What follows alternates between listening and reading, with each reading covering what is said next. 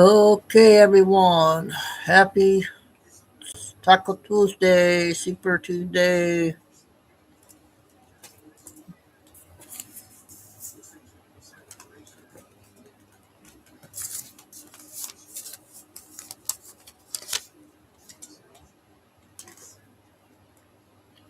So, I posted my. Get in here, Chico. I'm here. Come here. I posted my new letter on the post there this earlier. I decided, I think, to go back to my old time because my favorite time of the year would be in baseball. That starts on actually Wednesday, the first game, but Tigers' first game is Thursday. So we're gonna actually it's at 4 o'clock the first game. So on our show we'll be airing my game. So yeah, we're gonna stick with this 3 to 7. See how long we go. So if anything happens in the morning, I'll come on. But it's working out better. I think 3 o'clock, my old time. Let's say you busy today. So right now on Fox, Trump's talking that Iran would like to make a deal, he says.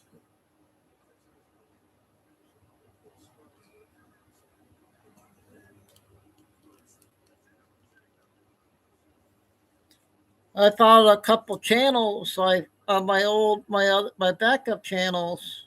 I don't have on my other channel. My main channel with all my channels. Sounds good, Lucy. Got a couple of our friend there and a couple of the other ones. And I can't believe Billy Bean's been off again. She's probably gonna have a big one.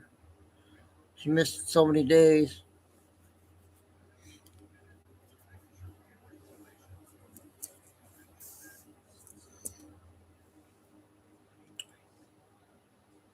So the news are getting interesting.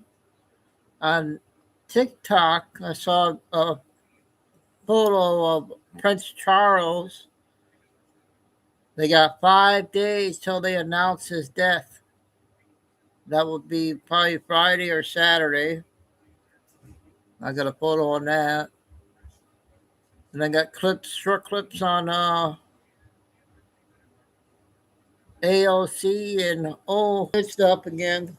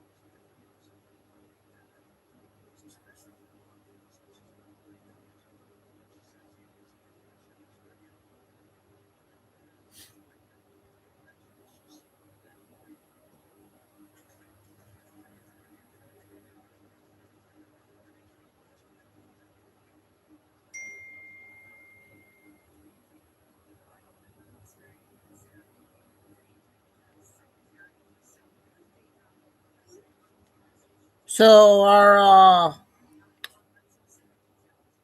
old friend Jeff B. K sent me a link to his channel last night. I popped in there, told him he was having trouble learning how to get in, but he got it, I think. But I told Kay earlier to put his channel link. He doesn't know I'm doing this yet. I hope he got my text on chat. Hopefully he'll come back in. But that You guys can should go over there and support his channel.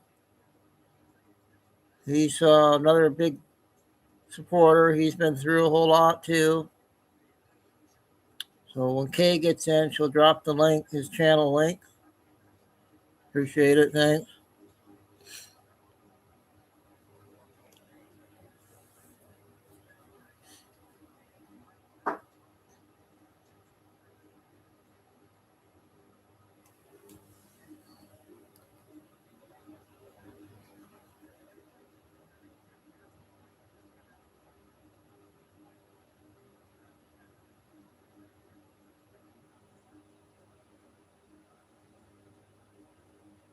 I wish I knew how to paste and pen. Can't believe it. That's the only thing I got to learn how to do.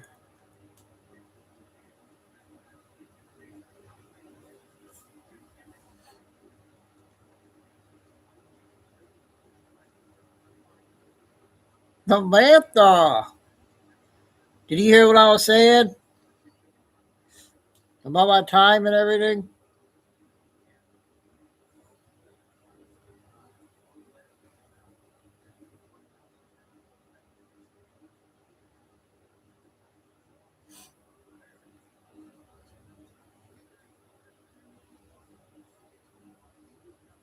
Okay. Do you remember Jeff B? He's an old patriot.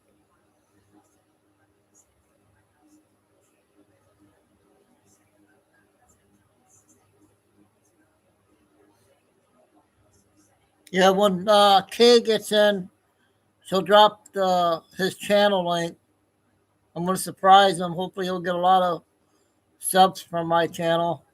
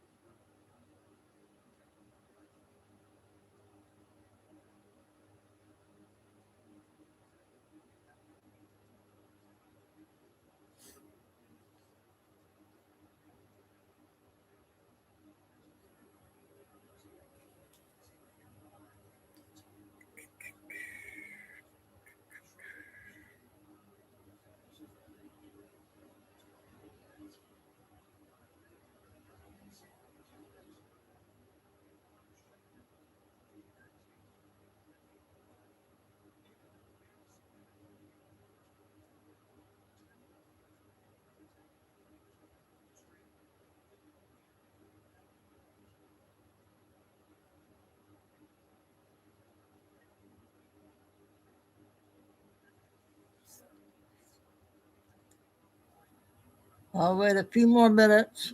We got people probably knowing I got a different time again, so get everybody organized on my time. Hopefully, they read my post.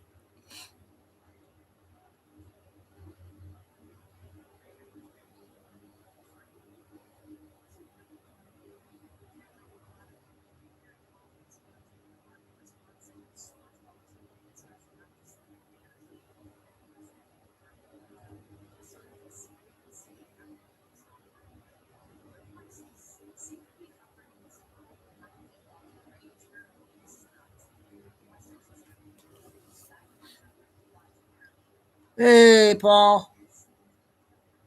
I was telling everybody at the beginning that baseball's starting Thursday, and I got a lot of busy games to watch this weekend. And decided to do my old time, 3 o'clock. We'll go 3 to probably 7, get 4 hours of intel straight before all the games start at night.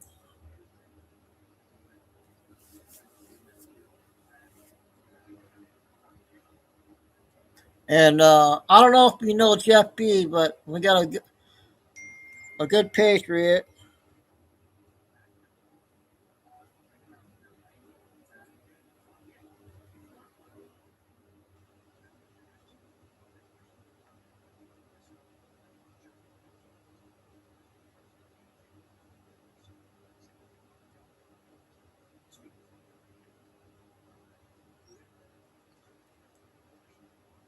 Um,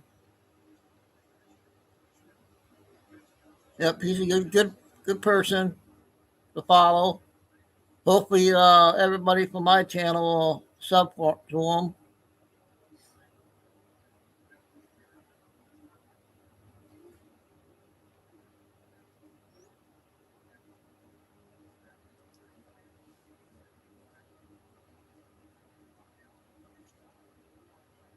Kay should be coming in. Fine Eagle is on his way in.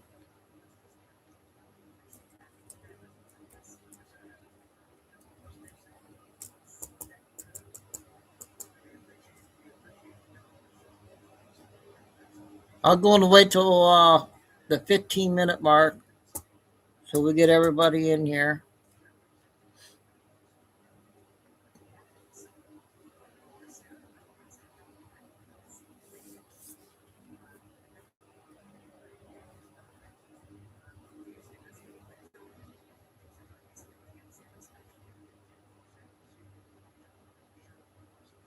There's Fine Eagle.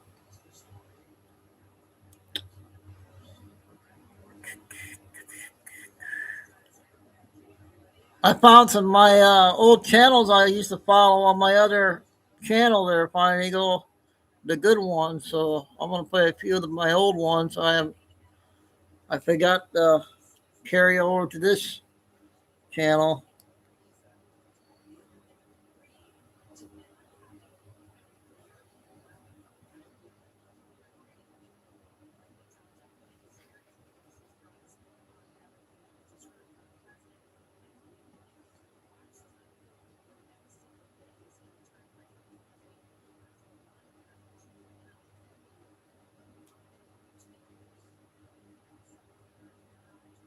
Ah, dang it.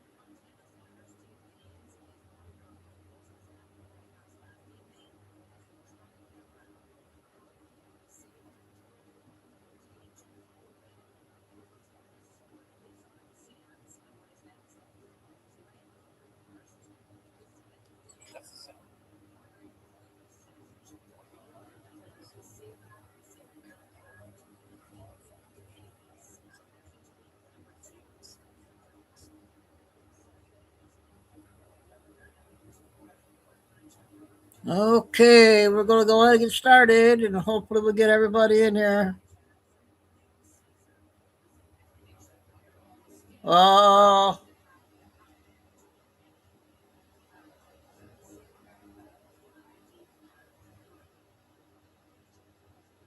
oh, hey, Lisa. Oh, how you been doing? Kay's not in yet. I talked to her earlier today. I she sent me Jeff B's channel link from last night, and he was not on, but Craig was in chat, and I was telling him, but I never got a response. But to put his channel link, because I don't, he just got a new channel, so see if you can put it in our chat, my chat. He doesn't know I'm doing him a surprise, so hopefully Jeff will come in. I think you can do that, can't you, Lisa?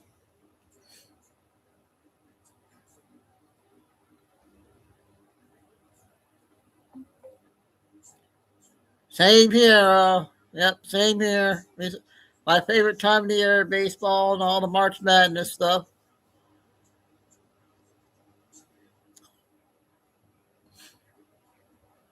I'm trying to figure out how to pin my backup channels in chat. I can't do it.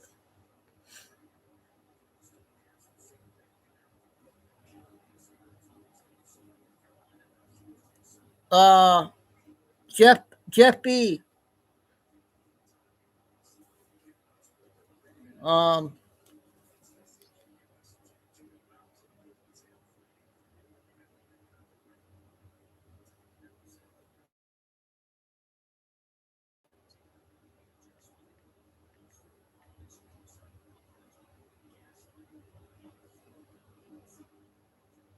Okay, thanks.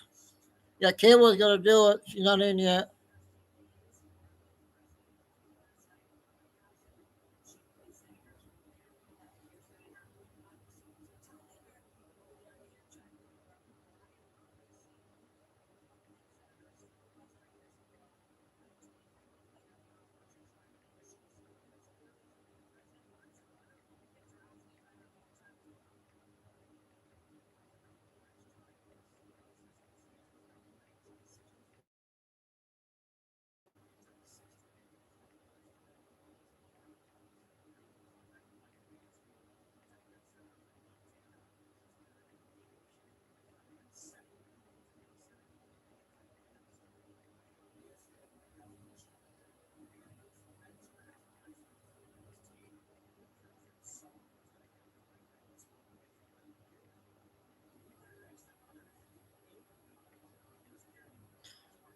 Hey, great. Thanks, Lisa.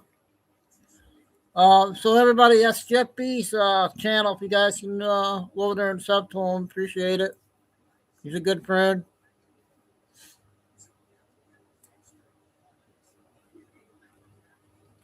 So we are going to go ahead and get started here. We got lots to talk. Yeah, and also, Lisa, I don't know if you heard me about my new time. I want to say that 3 o'clock, my old time, to 7 before the game starts. So I think the 3 to 7. A lot of intel. Everything's coming. Everything's coming out. And I guess the Democrats are almost getting ready to put efforts to end the shutdown. They're working on it.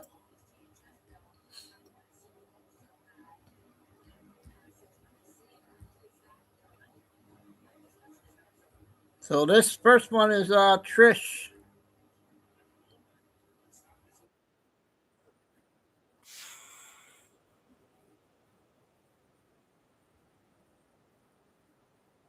Use blankets as Ilhan is under a lot of pressure, and maybe she's coming to the realization that.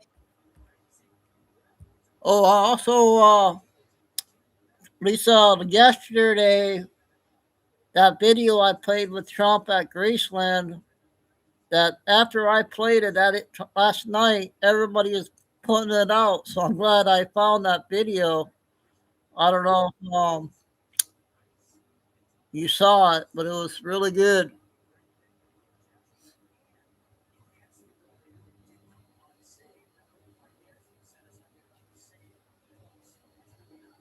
Okay. Yeah, I just text you, Kay.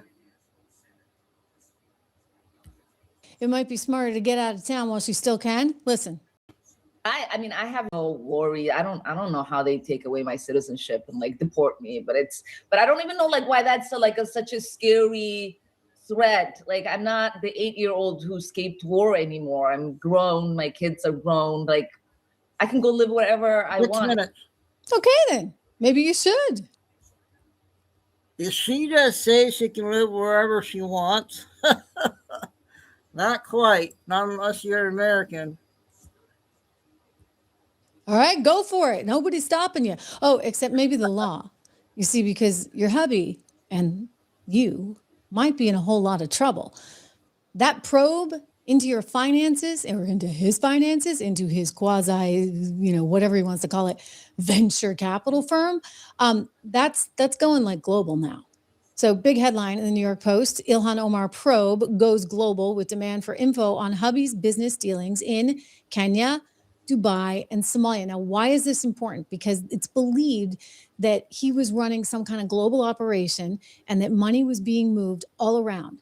We talked about the Hawala network in the past, and this might be in some ways related to that. So just to jump back, I mean, remember how she married this guy whom she was paying a fortune? Like, that in and of itself is really bizarre. I mean, it's one thing, we're talking about AOC possibly going and shooting herself up with Ketmine, right? I mean, that's pretty bad.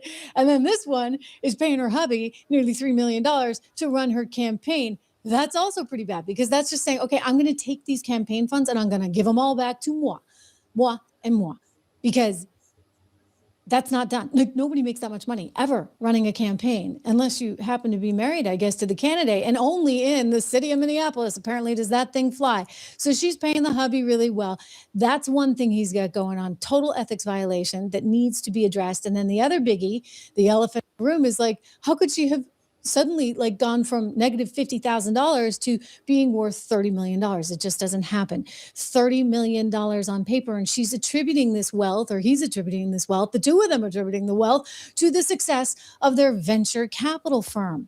Well, why would the venture capital firm be worth that much unless the idea is if you're going to buy a share in the venture capital firm, they have to you make it look like it's something on paper. They have to make all this look like something because really it's basically nothing. Unless, well, I mean, it's still nothing, but unless it's something to them by way of the alleged money laundering. So this is the new development that's come out. They have apparently tracked some of this money to South Africa. It is believed that he was involved in some kind of deal to build the solar panels in South Africa. I'm kind of laughing about this because you remember the soundbite, I'm not going to play it, but remember her, she was like crying because USAID wasn't going to have any money going all over the world. Kind of makes me wonder, like, what was that USAID money about? Was it like, okay, I'm from one of these sketchy parts of the world, but if I go see Timmy Minette, who's married to Ilhan Omar, maybe Ilhan can help score some of that funny money for me to do God knows what in who knows where. I mean, you got to have the Trans Opera in Colombia, and you got to have the, whatever comics in Peru, for goodness sakes. And, he had a funny business partner who had his own run-ins along with Timmy himself. They both had been accused of fraud in the past in various lawsuits for their various ventures, which never really panned out. And this guy, let's see, he's Will Haler. He was the one that was involved in this. And he was somehow on record saying that venture capital firm was worth like nothing. So it had $42.44 in its bank account in 2022. So how is it that 2025 comes along and it's worth $30 million or 25? Forgive me. The winery was worth the extra 5. There you go. The winery with no vineyard, had no vines. This is all very, very, very peculiar. He apparently said in some of this testimony for some of these other cases where he was accused of this, that, and the other. And then apparently there was some other case that he was involved with on the sort of on a tangent level. And he also said then that like the venture capital firm was not worth anything. This is their quote unquote venture capital firm, which looks to me like a giant lobbying organization. Exclusive partnerships for global operators. Oh boy, oh boy, oh boy. Look, Comer's onto him. This investigation is going on. Yeah. I mean, I love it. Like Jesse Waters is like, gee, a winery, haha.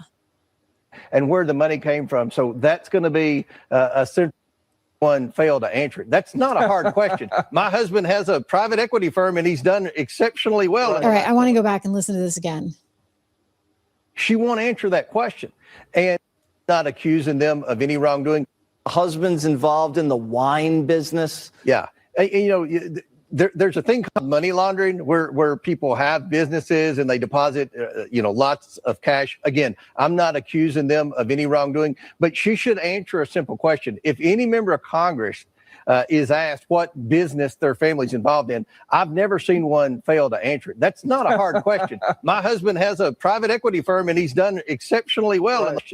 And everybody in America suspects foul play here. Right. And again, we're going to find out. It's not going to be hard to figure out what business he's in and where the money came from. So that's going to be and they're going to figure it out. And I have a feeling it's not going to be good news for her, really. I mean, and that's what they're doing right now. I mean, so you have the House Ethics Committee looking into this, and Comer's on that. He comes from a financial background, so he knows how to trace this stuff. You have Besant, who's like a dog with a bone, right? He's already talking about how the rats are going to rat each other out, and he's looking to find all of the connections in the money all over the globe. So you've got Treasury, the IRS, House Ethics Committee, and now the president, right, putting J.D. Vance in charge of this fraud investigation. So it doesn't look good for you, Ilhan. I might be looking at that plane to get out of the country sooner rather than later. Okay. First Trish video. I got a 6-minute Melania speech, if you guys didn't see that today.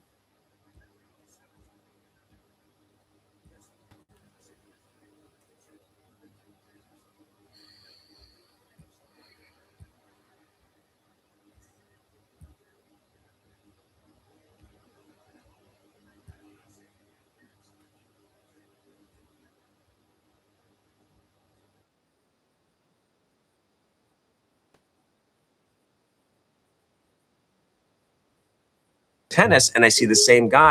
Good morning, Ambassador Crowley, Ambassador Waltz, Secretary McMahon, Deputy Secretary Landau, Director Crastius, Chairman Ferguson, Special Envoy for the Best Future Generations, Charles Harder. Thank you all for being champions, for fostering the future together.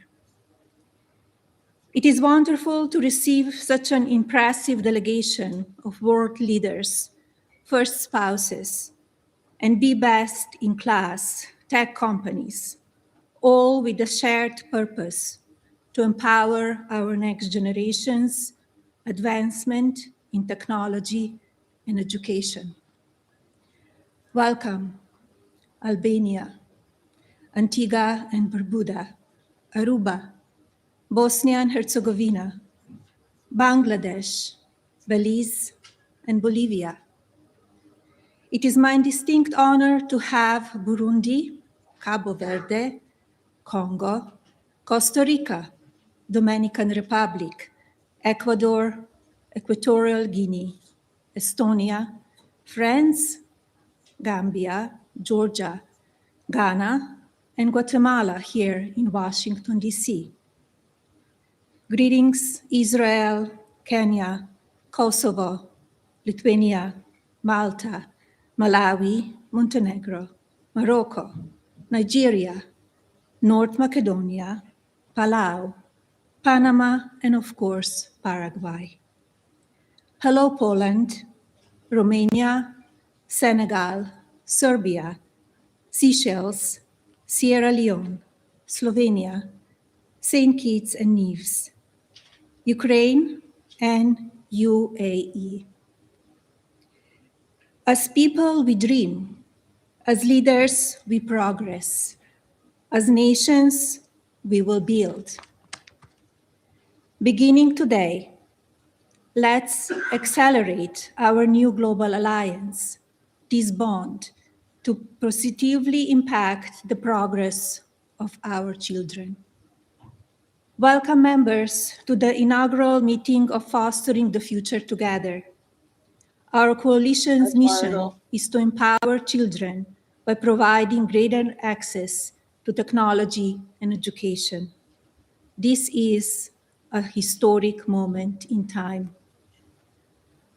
Our key driver, to cultivate the skills young people need to be successful in this rapidly evolving world. Fostering the Future Together will achieve this by creating innovative learning programs, advocating for supportive education policies, sponsoring new tech-focused legislation, and building strong partnerships between the public and private sectors. Each of you has a vital role to play in shaping the tech ed opportunities for the next generation. Fostering the Future Together's collaborative platform will serve as a capability multiplier for members. This added benefit is derived directly from our coalition's foundational elements: AI, education, and global leadership. Our shared vision prioritizes children above political philosophy, geographical borders, and local prejudices. To turn this vision into action, I invite each of you to participate, commit to hosting a regional meeting, conduct a research study, advance new partnerships, collaborate with another member nation in your region of the world. Magic happens in our nation's capital, particularly when the private and public sectors join forces. Today's meeting is unprecedented. I commend America's leading companies for convening with us today. Never before have so many tech visionaries stood before such a large global audience of leaders in the State Department and the White House over the two-day period. Nowhere else could such a concentration of excellence be assembled, from AI pioneers like OpenAI, Palantir, and xAI, to tech platforms like Google and Meta, creative engines like Adobe and A minute Microsoft, or two. plus human connectivity through Zoom communications. This room is filled with extraordinary human capital. Leaders, harness it to elevate your children, to empower your people, and to accelerate your economies. Our Coalition for Leaders will improve our future, but only by supporting concrete initiatives that equip young people with the skills and knowledge they need. Together, let's invest, expand success, and create opportunities for education and technology. I wish everyone great success during Fostering the Future Together's Global Coalition Summit. There is much to accomplish over this two-day period, and this is only the beginning. Thank you. Looking for tax help? Now there are TurboTax. Okay, that was a good speech from our First Lady.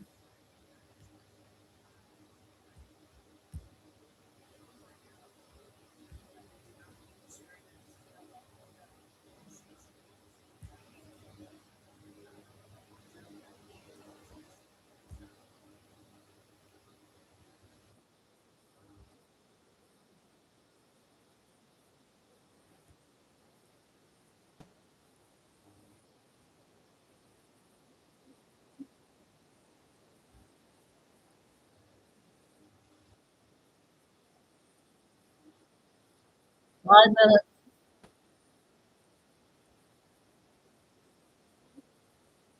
Let's be clear, all right? He's smart. He's smart, and we are lucky to have him as Treasury Secretary. Bessent versus NBC reporter. All right, let's talk about the Russian oil, which you just raised. The administration did ease oil sanctions on Russia earlier this month.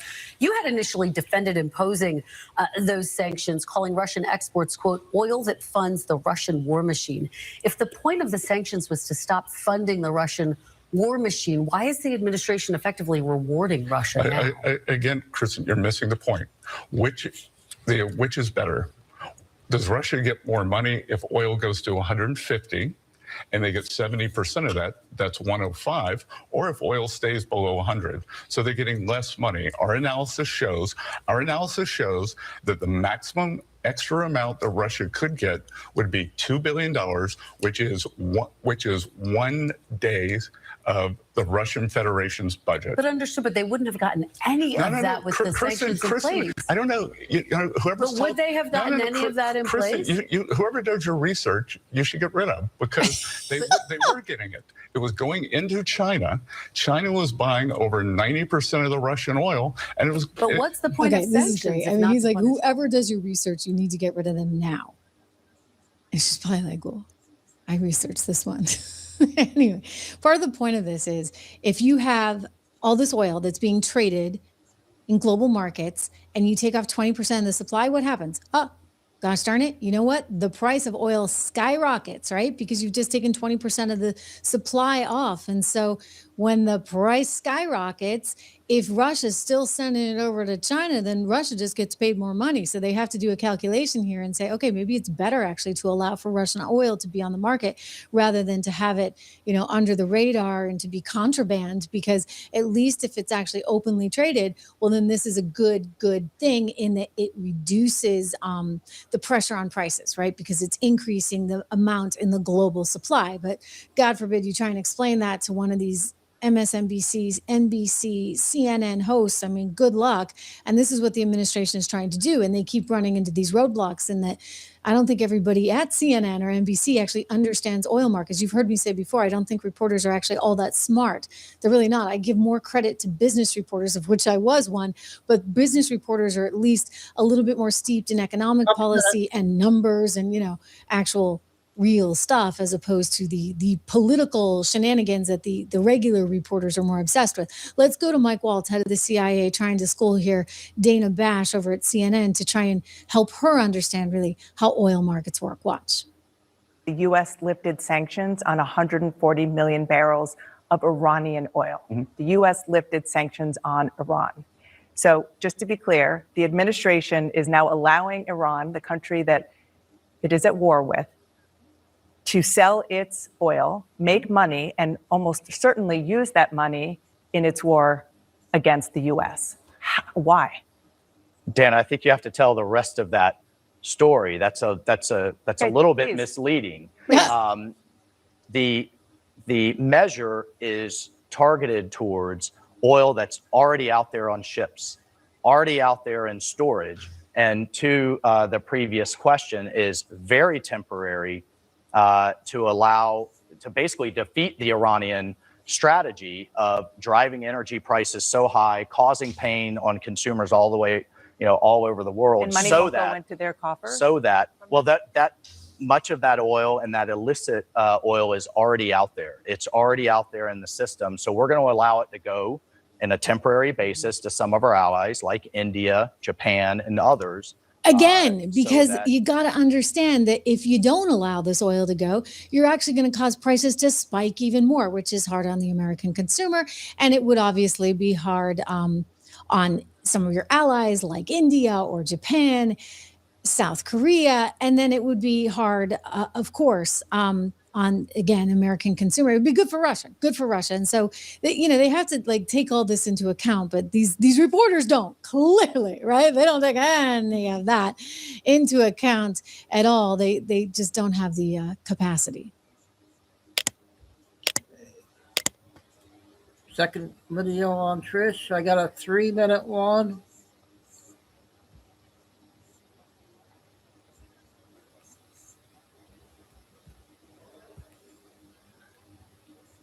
All right, 4 minutes. Let's do this one, 4 minutes. That's Andrew Jackson for the uninitiated. And that is Andrew Jackson's wife. Andrew Jackson's wife and Miss Maxwell. And like I said, they are not who you think they are. But it's not just them. It's all of them. They have been here a lot longer than you realize. That's General Patton. And these are a whole bunch of sports stars. Tom Brady, Larry Hagman, Houdini, Joe Burrow, Mickey Mantle, Christian McCaffrey, Kobe Bryant, Wilt Chamberlain, H.P. Lovecraft, Michael Phelps, Travis Kelce, the guy who created the Pony Express, Michael Jordan, and Jackie Robinson. It's all of them. Teddy Roosevelt, Robin Williams, who is supposedly dead but is now Uncle Pappy, who literally age reduced to become this guy, young Uncle Pappy, Blair. Viggo Mortensen, Kirk Douglas, Richard and Karen Carpenter, who are literally now Dexter, aka Michael C. Hall and Celine Dion. The entire cast of Seinfeld, who all used to be other known actors, stars. If you can't see that Kramer used to literally be Dean Martin, well then you should probably get your eyes checked. Do you really think Taylor Swift just resembles the Church of Satan's Zena LaVey that much? No, that's her. Do you really think Hugh Jackman just resembles country singer who died at age 33, Keith Whitley, that much? No, they're the same entity. They're not human. They're fallen angels who have been here all along. That's Rudolph Steiner, who became Keith Whitley, who became Hugh Jackman. That's Dale Earnhardt, who supposedly hit a wall, and that's Morgan Wallen. I don't just speculate on this. I don't just mash faces together and say they're the same. I provide evidence. Evidence like Morgan Wallen having a gaping scar under his right eye. Kind of like, exactly like Dale Earnhardt, who hit a wall a Wall, Morgan Wallen, they're mocking you, and I'm trying to help you. And it's all of them, even your heroes like Tom Brady with the exact same butt chin as I Dream of Jeannie star, Larry Hagman, the exact same lips and nose and forehead wrinkles and hairline. But it's not just the symmetry, folks. I don't speculate. I prove, because even though they can shapeshift, their markings, their scars, their physical markings remain the same, kind of like these two and those two on Larry Hagman and Tom Brady. And they always tell us,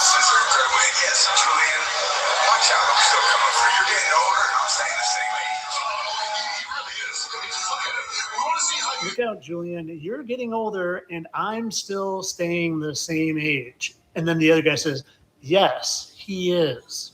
Funny how his style hasn't changed over the years. They're mocking you. And I'm here trying to help you, show you that you live in a spiritual world run by shape-shifting fallen angels. And as crazy as you might think that sounds, it's reality. Of course, all of this is for entertainment purposes. I don't care about liberating humanity from these fallen ones. No, do it for the views. So that was interesting.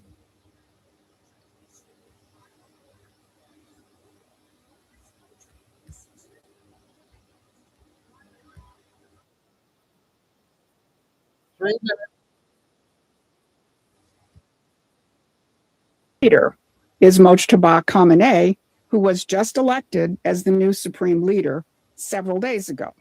And the global property empire, well, it's concentrated in London. Bloomberg tracked the financial holdings of Mojtaba Khamenei.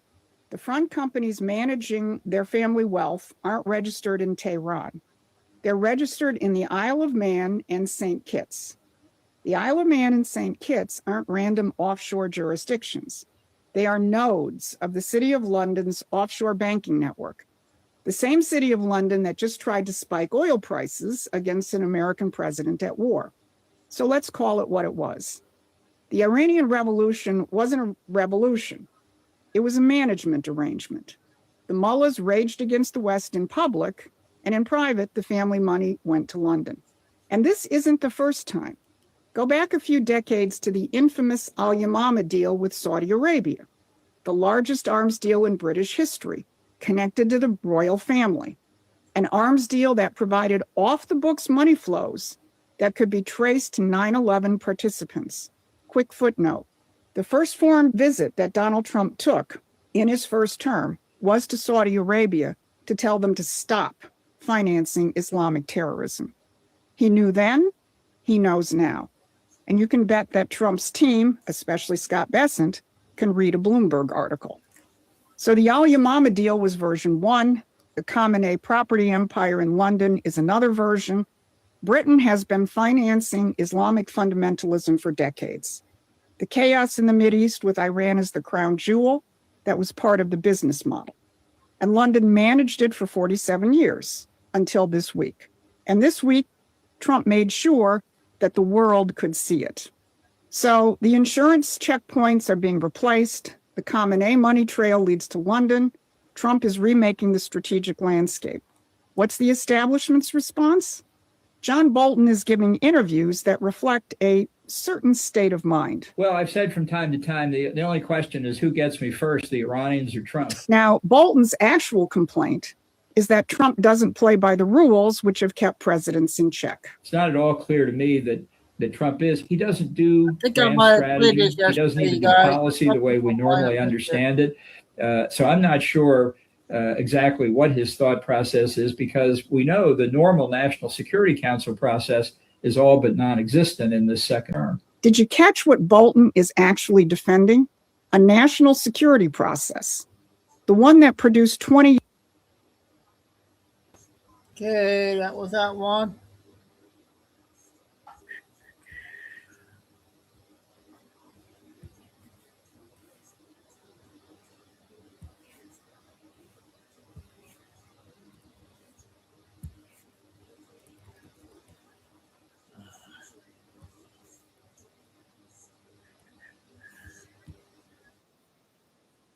One minute. growing these miracle plants.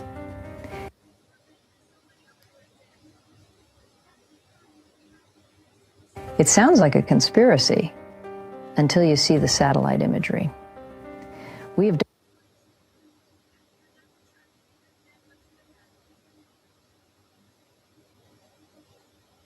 documented 12 of these facilities, one buried under the Nevada desert, another hidden in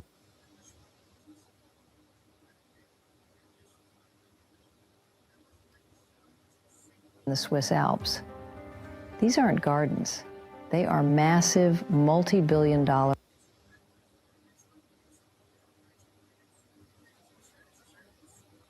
biodomes.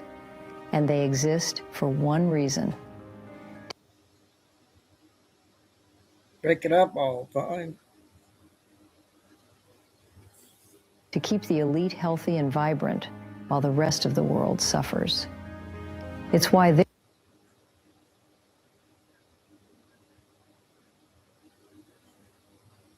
they're playing golf at 85 while you're getting knee replacements at 60.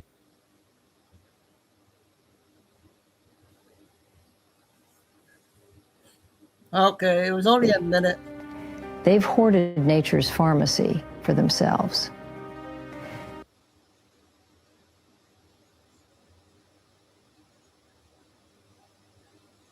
But the MedBed team has spent 30 years fighting to bring this back to the people. Okay, that was it. It was only a minute. Thought that was an important one there.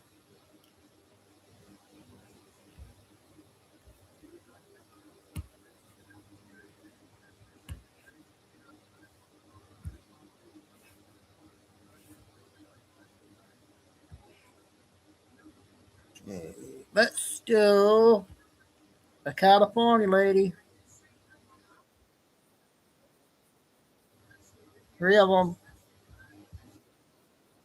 He did, in fact, use his mistress to hide a multi-million-dollar fortune, even involving the woman's family, who are immigrants from whom the senator obtained documents to use for illicit purposes.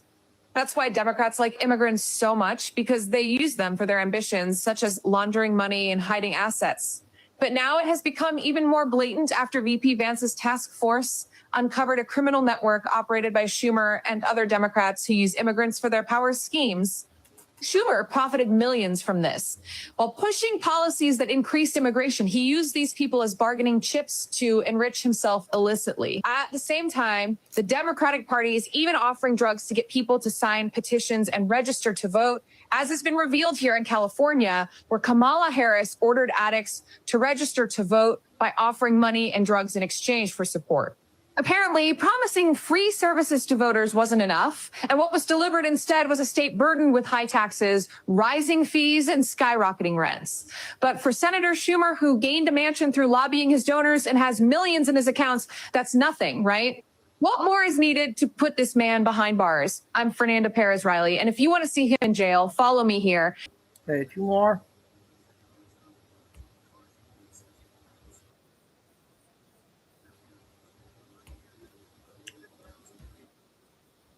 California led to a $400 billion fraud after reviewing a large number of documents and inflated contracts from Newsom's administration. Vance, along with an independent auditor, announced that the fraud reached a level never before seen in America.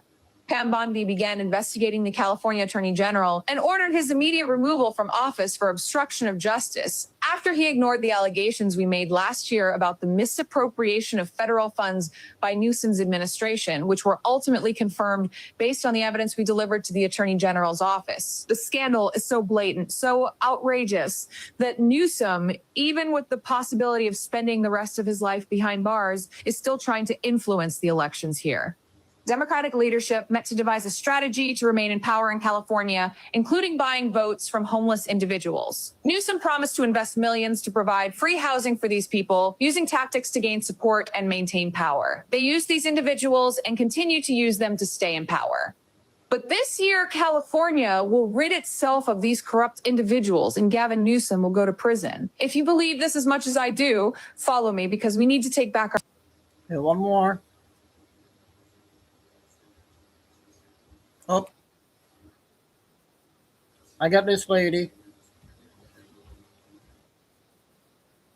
The U.S. is being confronted with a heat wave right now, and this hasn't happened since the Dust Bowl of the 1930s. And it's concentrated at the agricultural heartland of the nation. Prairies are already dealing with a severe drought and depleted aquifers.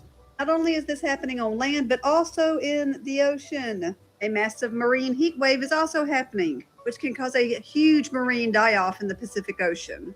So this could definitely lead to food shortages. California's Central Valley is known for supplying a significant portion of U.S. produce, including over 1/3 of vegetables and nearly 3/4 of fruits and nuts. Midwest, who is also experiencing this heat wave, is traditionally called the breadbasket due to high grain and wheat production. So is Kansas. And because of the war we're having right now, fertilizer analysts are now saying the world faces a monumental food crisis. And the U.S. is going to be affected and hit hard too, while people elsewhere are going to starve. Not only this, but they're also talking about a natural gas shortage. People really need to wake up because the Bible told us this was going to happen. And it looks like it could happen very soon. Revelation chapter 6, verse 5. And when he had opened the third seal, I heard the third beast say, "Come and see." And I beheld, and lo, a black horse. And he that sat on him had a pair of balances in his hand. And I heard a voice in the midst of the four beasts say, "A measure of wheat for a penny, and 3 measures of barley for a penny. And see thou hurt not the oil and the wine." If y'all think grocery prices are high now, just wait until there's no fertilizer, all the crops have died off, or diesel is too high to even get the stuff to the stores. So again, if you have been thinking about starting a garden, I would do so now. This isn't going to cause fear because it's better to be prepared than to not be prepared. Okay, our one lady that does all that stuff.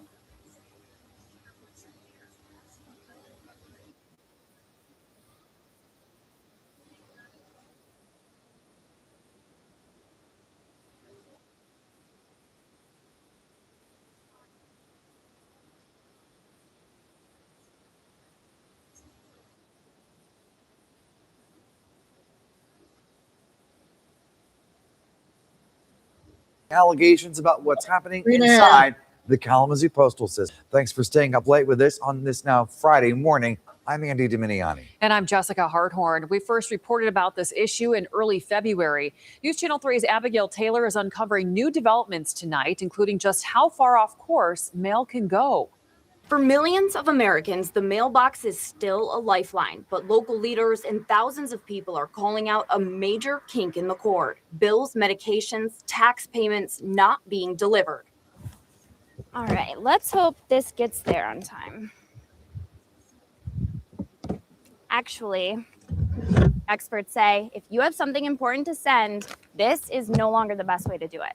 In the Portage Department of Finance, Deputy Director Grant Taylor says letters are mailed by the thousands. Property tax bills and utility statements, he says they expect the same amount sent back. But since mail in Southwest Michigan began routing through Grand Rapids years ago, the delays have piled up. We sent this out in December of 2022.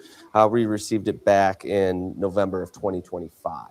3 years in postal limbo. Taylor says it's an extreme example of a real pattern. Here's something to put it into perspective. A letter sent from Portage on March 6th, so almost 2 weeks ago, left Portage, went to the Kalamazoo Distribution Center, then from Kalamazoo to Grand Rapids, then it went to Orlando, Florida. After Orlando, Florida, it went to Indianapolis. Now it's back in Grand Rapids. Nearly 50 days ago, Congressman Bill Huizenga sent his first letter to the Postmaster General, demanding answers on delays around Kalamazoo. His office says no reply came, so he sent a second letter on March 18th, yesterday, sharing it with News 3 exclusively for this report. In it, striking allegations. In a recent survey, it says more than 2,000 Southwest Michigan residents reported experiencing delays. Furthermore, Huizenga writes, multiple postal employees came to my office and broke down in tears while detailing an extremely concerning workplace. It even says when his office submitted nearly 30 formal congressional referrals on behalf of specific resident issues, he says USPS response was unacceptable. In one case, even mailing a response to the wrong congressional office. In Portage, they say these issues are changing operations. City officials now encourage residents to use the city's Dropbox or automatic payments instead. And when it does go through snail mail, We will have residents that reach out and say, hey, I sent that a few weeks ago. We'll ask, hey, did you get a postmark with that? Taylor says the postmark date has become crucial evidence. We did reach out to USPS, but they declined our interview request. Their only statement, they'll respond to Congressman Huizenga directly. His office says about 15 minutes after sending that second letter by email, he did get an email response to his first letter, one they call insufficient and are calling for immediate correction and a briefing about these concerns within the next 3 weeks. All this as Postmaster General Steiner just days ago telling Congress the Postal Service is in a financial free fall and will be out of money by February of next year if nothing is done. Abigail Taylor, News Channel 3. I am not afraid. Hey, stuff about the mail. I think we got 11 minutes. Let's do a 4-minute one here. Well, actually 3 minutes. Short one. 26. Precedence is routine. Mission cutoff is 1800. Bottom line up front. War continues in Middle East despite alleged ceasefire. Explosion reported at Texas refinery. Beginning with international events, in the Middle East, the alleged ceasefire was broken immediately after it was announced yesterday. Israeli Prime Minister Netanyahu directly and clearly stated that regardless of the American ceasefire, the Israelis will continue targeting efforts, which they did yesterday evening as the strikes in Tehran continued. After these targeting efforts were undertaken, Iranian forces retaliated with drone and missile attacks on Israel, Kuwait, and Bahrain.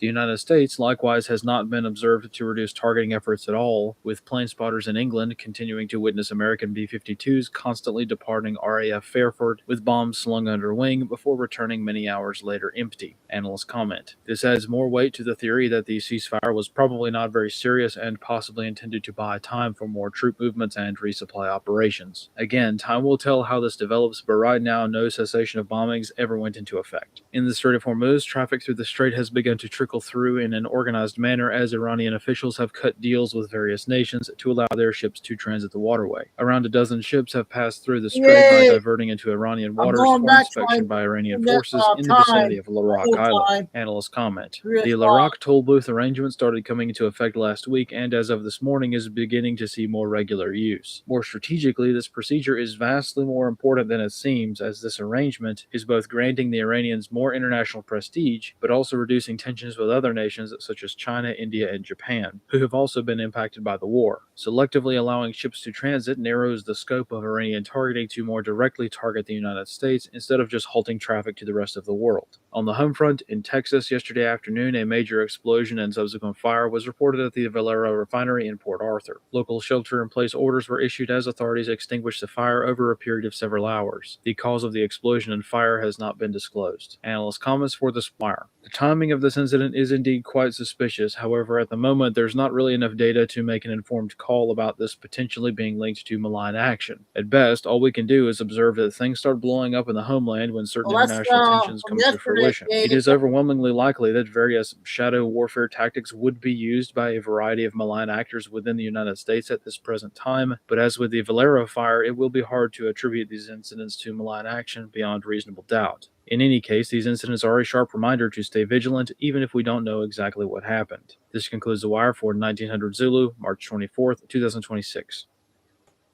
Okay, that's the Wire guy there. Now it's 11-minute one.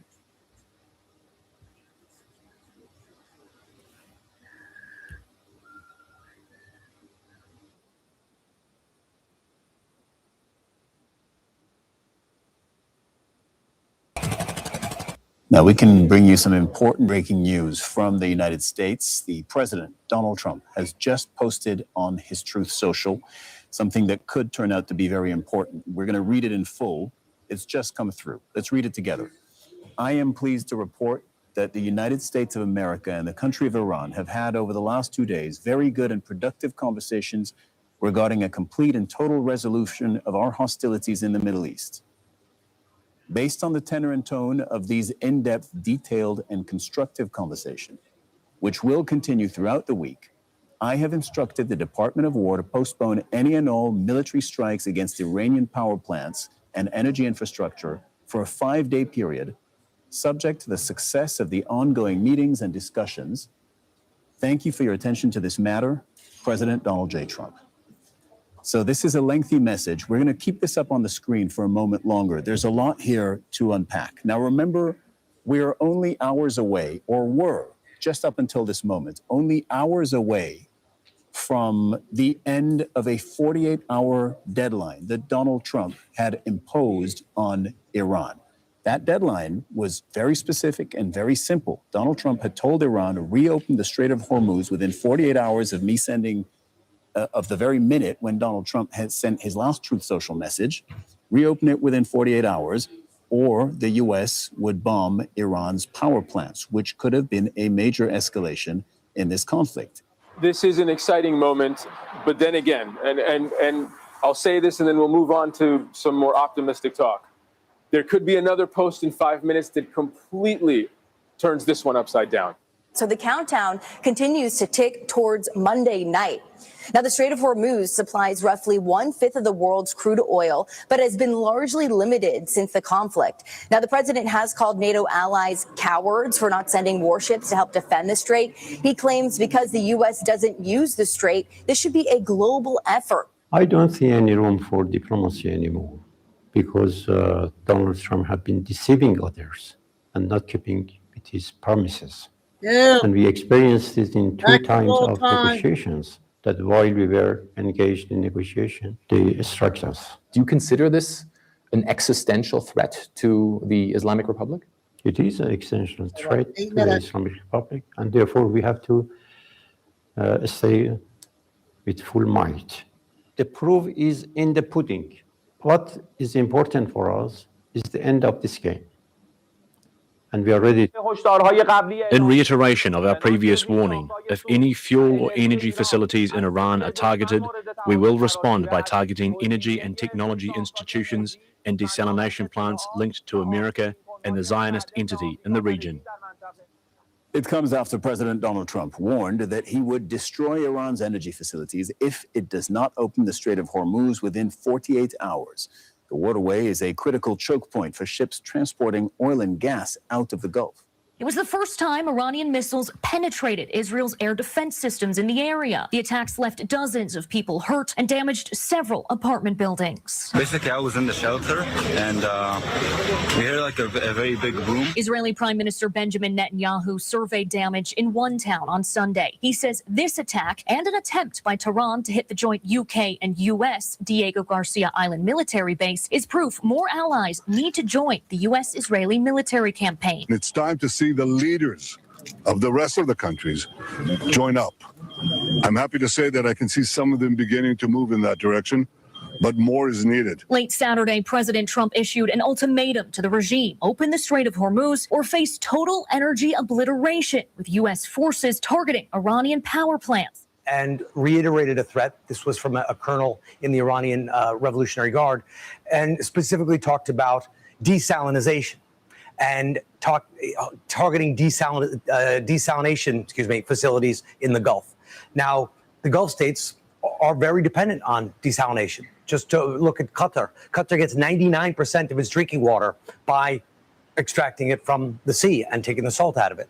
Bahrain, more than 90% of its drinking water comes from desalination plants. So they're now talking about hitting each other where it hurts. In the same way that Vladimir Putin targeted the power grid in Ukraine because Ukraine is cold and freezing, and he would do these attacks in the winter to make the people suffer. President Trump is now threatening to squeeze the people of Iran and the government by cutting off the power, as Dominic was just saying, and the Iranians saying, well, we can make the deserts dry and cut off the drinking water. For 48 years, they've been bad players, vicious players, and you can't let them have a nuclear weapon. If they got a nuclear weapon, I would say they would have used it within 24 hours after having it. And they would have had it if we didn't bomb them out on that great raid with the B-2 bombers 8 months ago or so. You would have had a nuclear war in the Middle East and maybe beyond. I think it would have hit Europe. Maybe not Ireland, but it would have hit Europe. I think you would have been a nice piece of it. it all gets you. It's big enough that you would have been affected. They would have hit Europe eventually. One of the things we hear a lot about in these conflicts is an escalation ladder. And when Iran fired the intermediate range ballistic missiles at Diego Garcia that Trey mentioned, 4,000 kilometers from Iran, that was an escalation that not only stunned the U.S., but the entire world, because Iran had not publicly stated that they had anything that could go more than 2,000 kilometers. And yet here now we know they have two 4,000 kilometer range intermediate missiles that fortunately did not impact anything, but it's a warning. It's a message that they have these capabilities that they didn't publicly state. In fact, under President Obama's JCPOA, there was no restriction on Iran's missile capabilities. They said they weren't building it. Now we know. And what is the danger? Why is the world on notice? Because look, from Rome, Munich, Paris, London, Berlin, Oslo, all now within this radius, these capitals, and many of these capitals in these countries do not have the missile interceptor technology like we have and like Israel has. So should a nuclear-tipped intermediate range ballistic missile be fired at one of these capitals, it could change the trajectory of humanity as we know. With respect to the other authorities here in the country, like the vice president, he tried to defend Iran's position, saying that this is self-defense and that Iran is under the aggression, and that's why it will be self-defending itself by launching attacks against regional power plants and, of course, Israel. So this is the picture in general with respect to this point precisely. But what's clear here is that this whole conflict is going towards a dead end. There's no possibility for the moment to get down the ladder, at least from what we're hearing from both sides. Each side is taking, or at least is escalating their own rhetoric. And this could lead to what's really worse than the situation we are in currently. The best case is that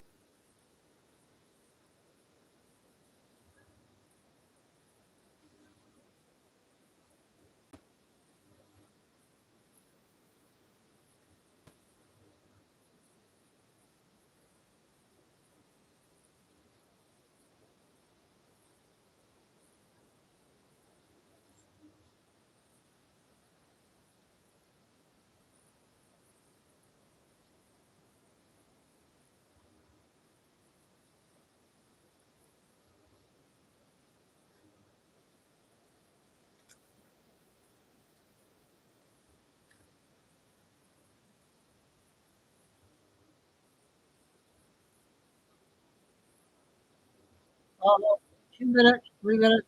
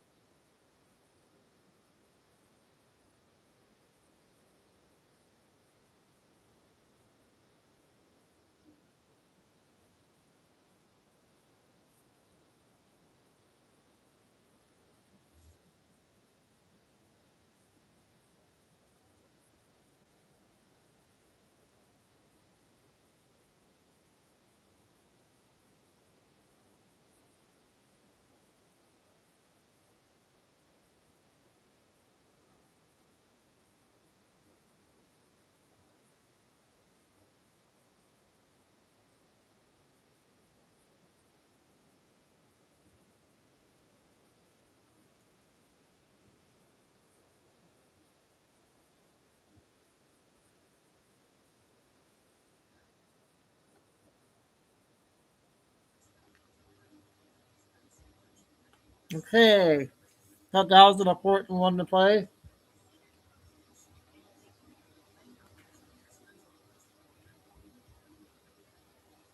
We're going to do some short ones, and then I got yesterday's X2 report.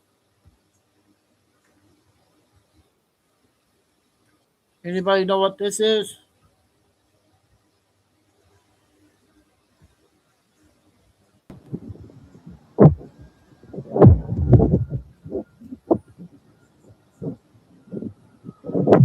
Oh, you guys didn't hear that last video? You guys see this one?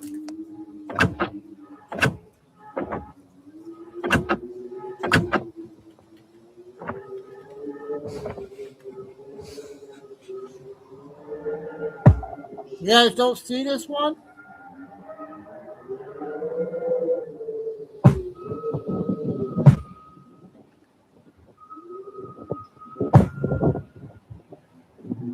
So you don't have no photo, no screen at all, huh?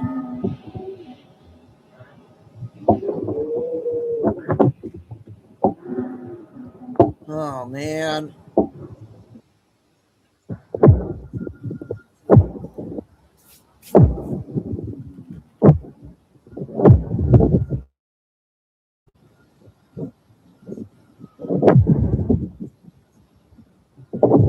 You guys see this one, though, right?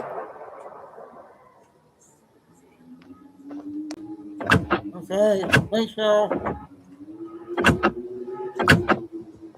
What do you guys think of this?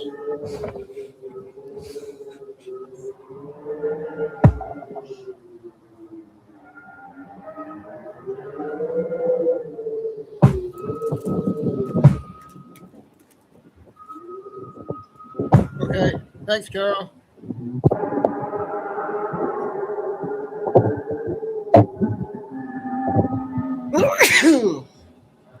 Excuse me.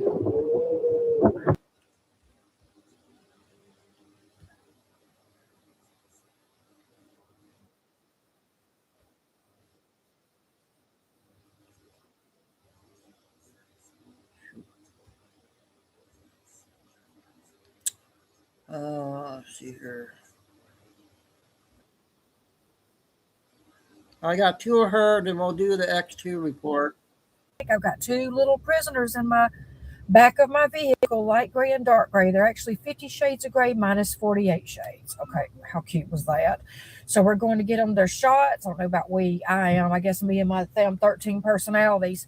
But anyway, this is why I work to 10 o'clock every night, so I can get this done, and I don't just get the neuter done. I get the rabies, I get the worming, I get the flea stuff, I get the vaccines, I get the rabies, I get everything. You can get them neutered for $25, and it includes rabies, but I go ahead and get everything I can get done. So these two beauties will be picked up tomorrow. Just want to touch base with you guys. Look like everything is getting better. Everything's getting better. Did you see where ICE improved all of the wait time at the airports? Man, I just woke up this morning and I've only had 2 hours of sleep in I think since 2024. So I'm very tired, but you know what? I'm so happy that we've got a man in office that knows the art of the deal. Take care, guys. Bye-bye.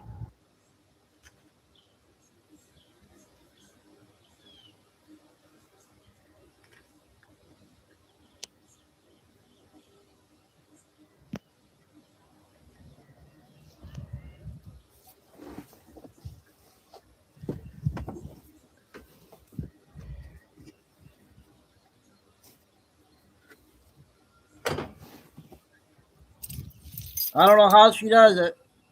Good morning, everybody.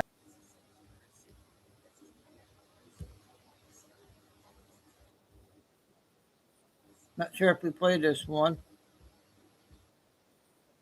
I was going to write little small kind of pointer books to slowly wake people up. I just finished, and it's just like a pointer book. It's 50 pages, a small little, basically comparison book that I've done over the years.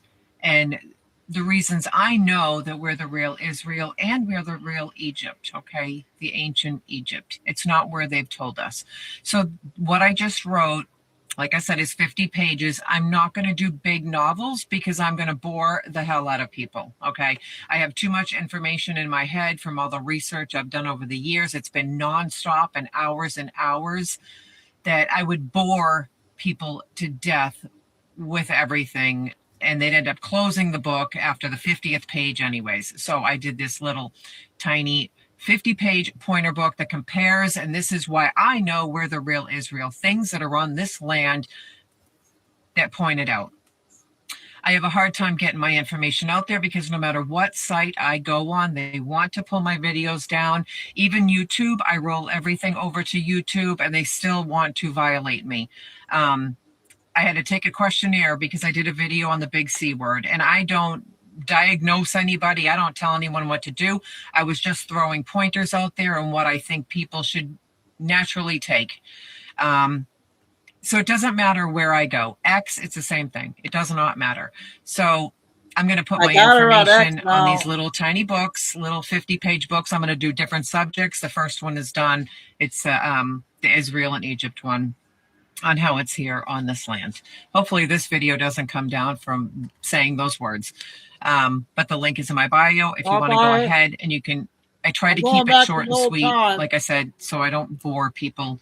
You can grab that if you want to. If not, that's fine also. But a lot of people are just, they've done no research and they're clueless, excuse me, on everything, like everything. So this will slowly kind of wake people up, and they'll go, wait a minute, she said this, let me go look now, let me check that out and see and compare. So it slowly wakes up the sleepers, these little books.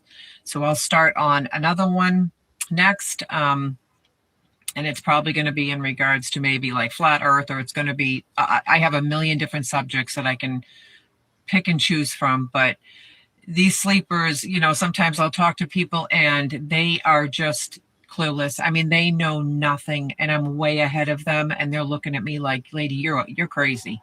So I'm not crazy. I've done too much research, and I know what the hell's going on, and I know I've been lied to my entire life. All of you have been lied to your entire life. So anyways, if you want to check out that 50-page little book, it is in my bio. You can buy it. You don't have to buy it. Either way, that's fine. If you do your own research, you don't need it.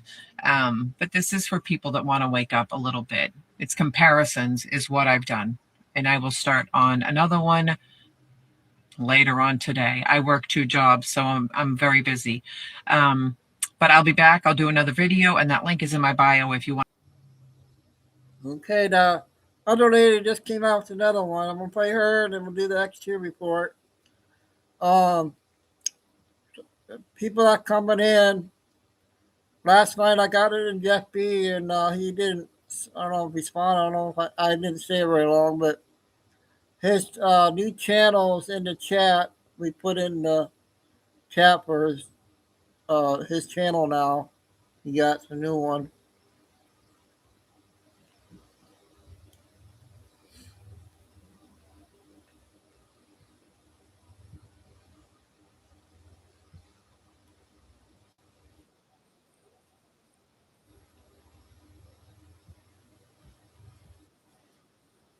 Raggedy my ass is going up in these stores. I got to tell you what just happened. I wish I had a way to prove to you that the stuff that happens I tell you about is real. I mean, I don't walk around with a damn GoPro strapped to my forehead, but I swear to you guys, I don't lie about this kind of stuff. Let me tell you what just happened. I was walking into the Walmart to go do a shopping order, and I saw this man ahead of me, and he had this decorated jacket on the back. It was all embroidered, and it was like heroes never give in and all this other stuff, military, like you could tell he was a veteran. So he had all these tattoos and everything, an older man. And I got right beside him because I caught up with him, and he turned around and looked at me, and he had Coast Guard all over his cap. So I said, sir, I just want to say thank you for your service. And he goes, oh, you're welcome. I was like, I love how patriotic you are. And of course, my dumb ass has to say, I said, I'm guessing you're a big Trump supporter too. Oh my God. This guy fucking screams at me in this Walmart. He's like, God damn it. And I'm sorry, I don't ever say that word, ever. He goes, no. He's screaming, that son of a bitch needs to be under the jail. You hear me? He needs to be under the jail. Goes crazy. And I just look at him and I went, okay. And I hauled ass with my bogey. Normally, I would say something back like, oh, why would he need to be in jail? Or, what the fuck is wrong with you? What happened to your brain? This guy was so rabid with his screaming, I figured he was going to get security called us. That's how unhinged this person just came for that little bitty statement that I just made. So from now on, I will say thank you for your service, and that's all I'll say.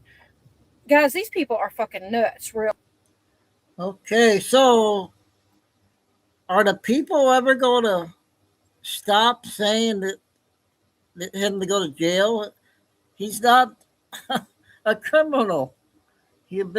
All the cases has been dropped.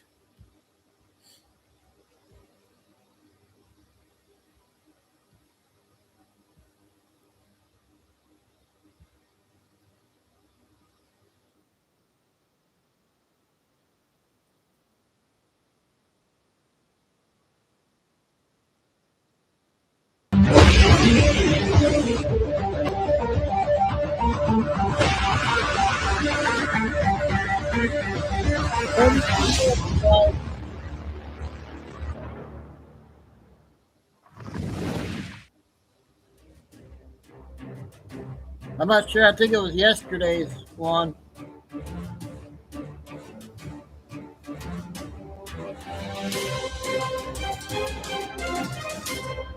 What happened, Flying Eagle?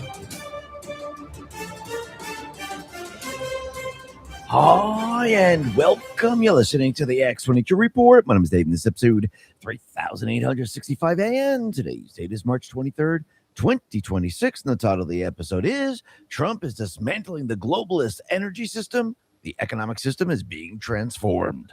Hey, you know what's interesting? We've all seen the headlines about those miracle weight loss shots, but the 2026 data is officially in, and it's a wake-up call. A major analysis revealed that once people stop the injections, they regain an average of 60% of their weight within a year. Even worse, most of the gain is pure fat, but the muscle they lost stays gone, leaving them with a crashed metabolism and a body that's functionally older than when they started. That's why I'm obsessed with today's sponsor, GLP-1 Elevate. Instead of using needles to override my system, it uses clinically studied plant-based ingredients like metabolate to help my body naturally boost its own hunger control signals. I get the same fullness and fewer cravings, but without the scary side effects or the metabolic rebound. It supports my goals while protecting my muscles so I can actually keep the results for good. To celebrate Valentine's Day, get 50% off GLP-1 Elevate at trimwithx22.com. Every order includes a complete support bundle with a free VIP coaching for life, a 60-day money-back guarantee, and free express shipping on subscriptions. Head over to trimwithx22.com now to claim your 50% discount before it expires, or just click the link in the description. Let's get right into the economic collapse financial news. Now, the deep state, corrupt politicians, the private West Central Bank, the World Economic Forum, what they are now witnessing right before their eyes is Trump completely dismantling their entire globalist system. And remember, he needs to put energy on the right path because we're bringing manufacturing back to this country. We're going to become a powerhouse. And you could see with the amount of jobs and plants and data centers, we need to basically and put everything in working order. And this is what Trump and the Patriots are doing right now. And you can see that they're having a very difficult time with all of this because you have to remember, he has now removed their entire climate change system. He removed the Green New scam. They don't have that.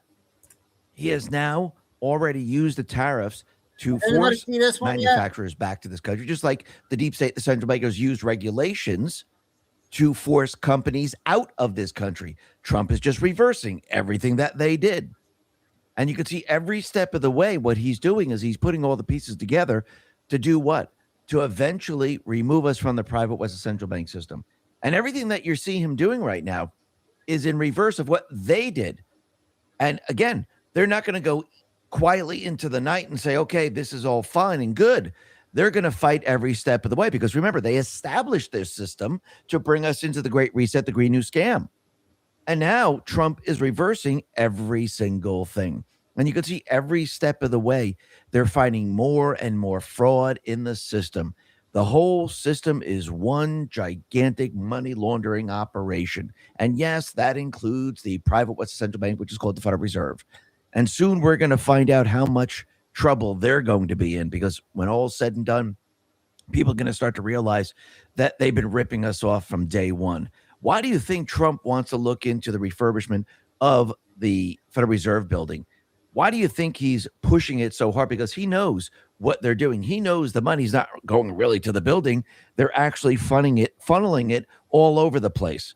And he wants to show people, and I do believe this is the introduction of their criminal activity.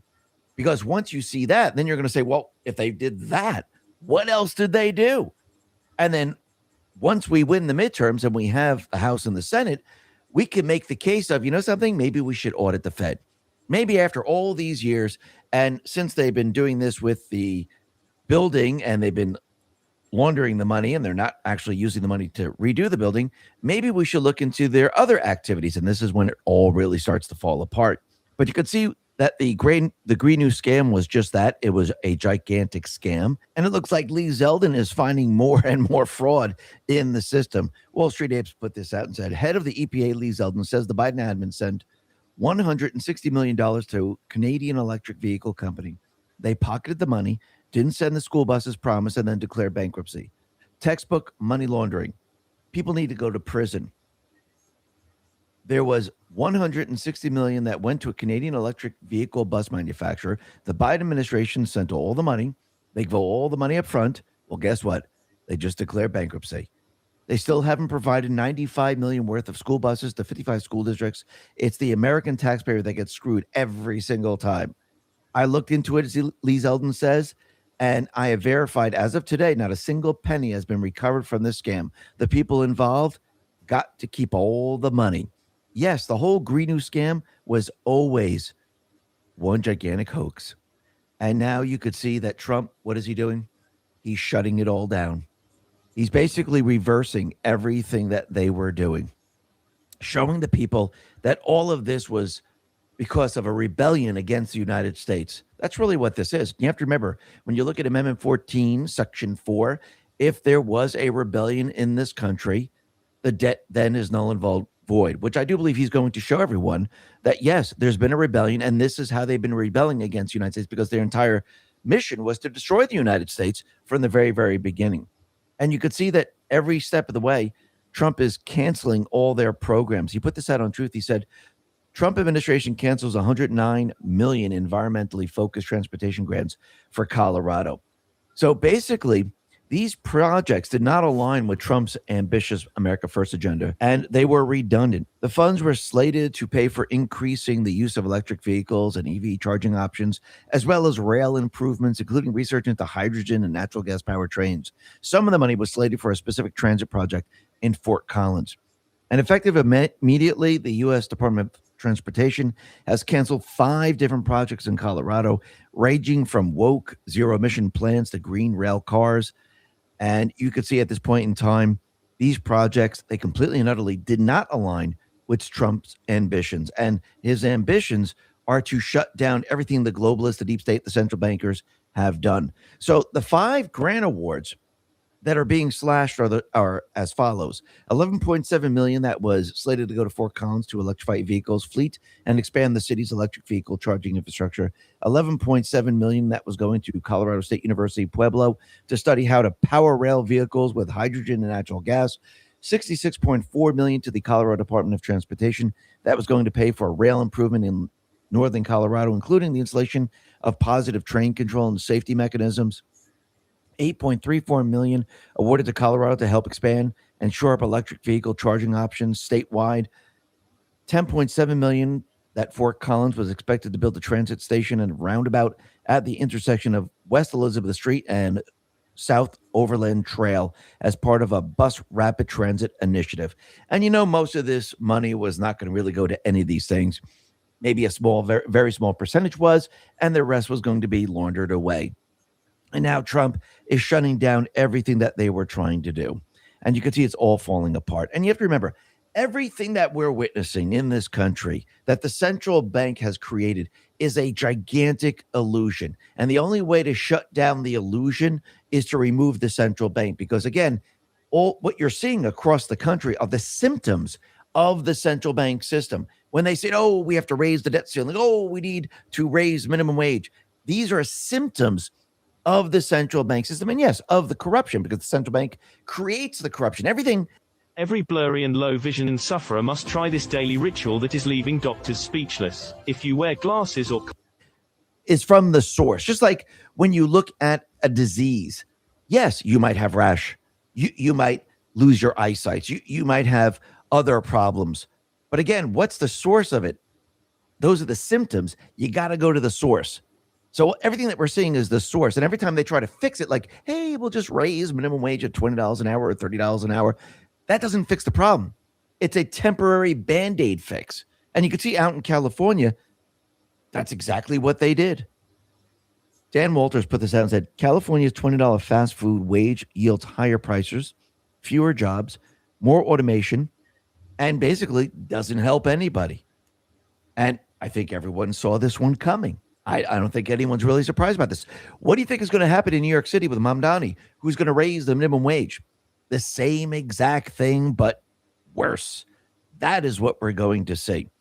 And people are starting to realize that this doesn't help anyone. It just keeps hurting and hurting and hurting. Yes, in the very beginning, it sounded great. Oh, the minimum wage was $3.35. Now we're going to bring it up to $5. And people said, yes, that's great. Oh, the first time we needed to raise the debt ceiling. That sounded great. But again, these were all put into place to make you think that, hey, we're improving, we're making it better.